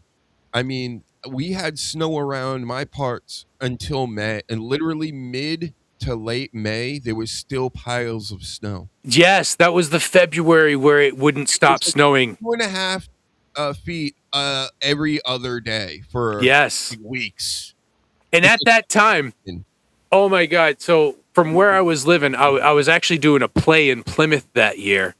And it just so happened I think we did the play in March, the end of March. So we're trying to do rehearsals for it in February, and it's just like, oops, we can't. I can't get there. People, and it was were caving in. They were everybody's throwing socks full of like salt and things onto their roofs to try to melt it off. Because it was weighing so much, it was breaking everything. Yeah, dude, that was a rough one, man. Where are you from in this country? Doesn't have to be exact. Just like, what state are you from? Charles. Yes. He was asking you what state, what area are you from in the country? Oh, I'm from Kentucky. Oh, cool. Yeah. Nice. Thomas Massey country. Yeah. Yeah. Nice. Oh, Crumb. Okay, yeah. Okay, Crumb. Okay, yeah. I'm in Florida. It was beautiful today. Yeah. Motherfucker. It ain't up here. It stinks. Fucking sucks up here. Oh, I know you're from Florida. I know. Oh. Oh shit. Hold on. I'm getting a phone call. Hold on a second. Hold on. You guys talk. Boomer rock. Yeah.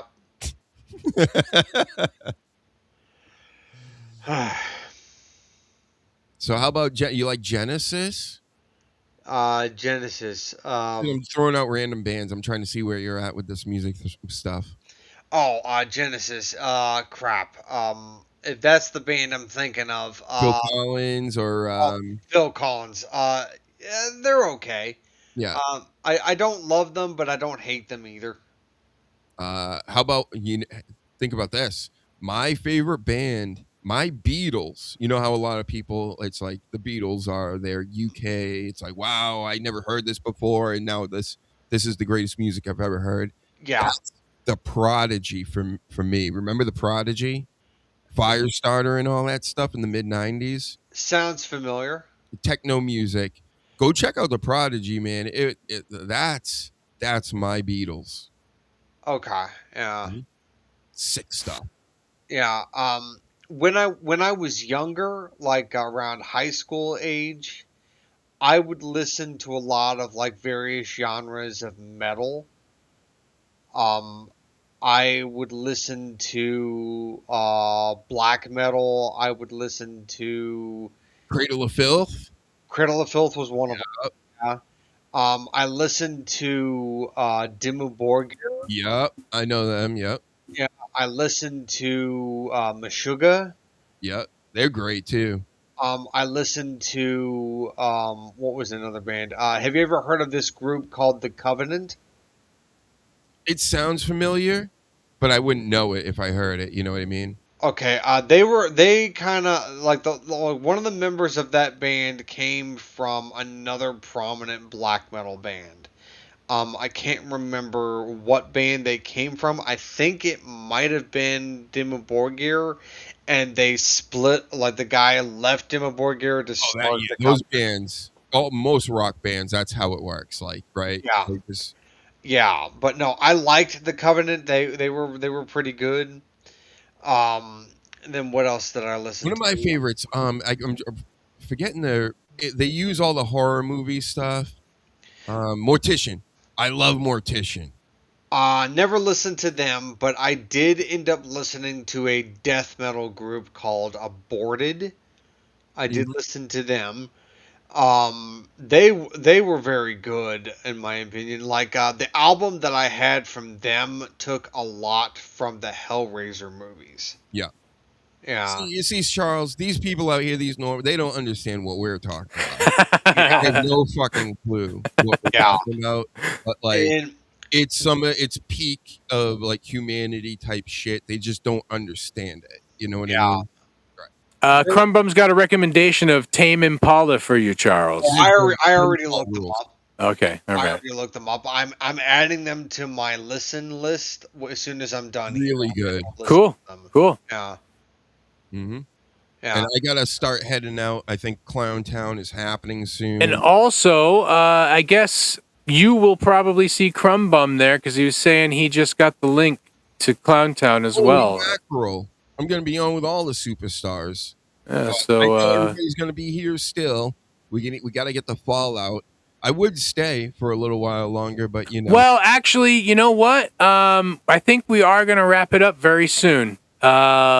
All right, you know, I mean, I know they go really, really late, so I'm then no, I mean, because I got a call from Jim, and there might be some sort of problem with stuff, and I don't know exactly. So, you know, the last portion of the show that we were expecting to do might not move forward. So, all right, I guess here we go. You know, again, Dr. Hugenstein, his music, his shows. Check him out. He's a great dude. if you watch this show and you saw him talking, you saw he can do it. He's there. He's got opinions.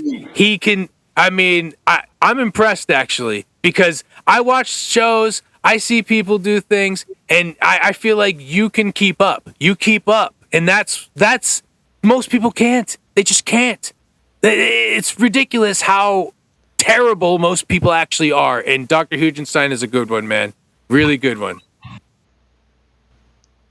And Charles, and both of you guys, it was so awesome having you guys here, and that you stayed, and that you brought it. You freaking brought it. And I mean, I knew that Charles could because I'm a huge fan of Charles. Seriously. Hey, what do you have anything to plug, Charles? I mean, you got your Teehee TV. Yeah, got Teehee TV, and we also have a new show that I do with Jim Grindle. It is called Teehee Theater 2000, where we provide commentary on various movies that we watch. And that's over on Rumble? It is on Rumble, yes. Oh, yes. Cool. Yes, it is a great show. I was in there making some comments one day, and yeah, you guys watching movies together was really cool. And hey, everybody, thanks for watching. This was a great old time. We learned some things. We saw some comedy, and this is the kind of thing that here on the International Rangoon channel, who knows what's going to happen? Who knows who's going to show up? Who knows what weird ideas we're going to have? Keep, sub, like, comment, share it, spread the word, because we're not here to harm anybody. We just want to have a good time. And isn't that what everyone wants? I don't see why anyone would want anything different. You know what I mean? Thank you, Bobby Tamburro, and all the comics we talked to Barb Marie, John Latter was there. Those weird like racist kids that were like giving out drugs to people. Thanks everybody. I guess they have a good night. We will say bye-bye. All right.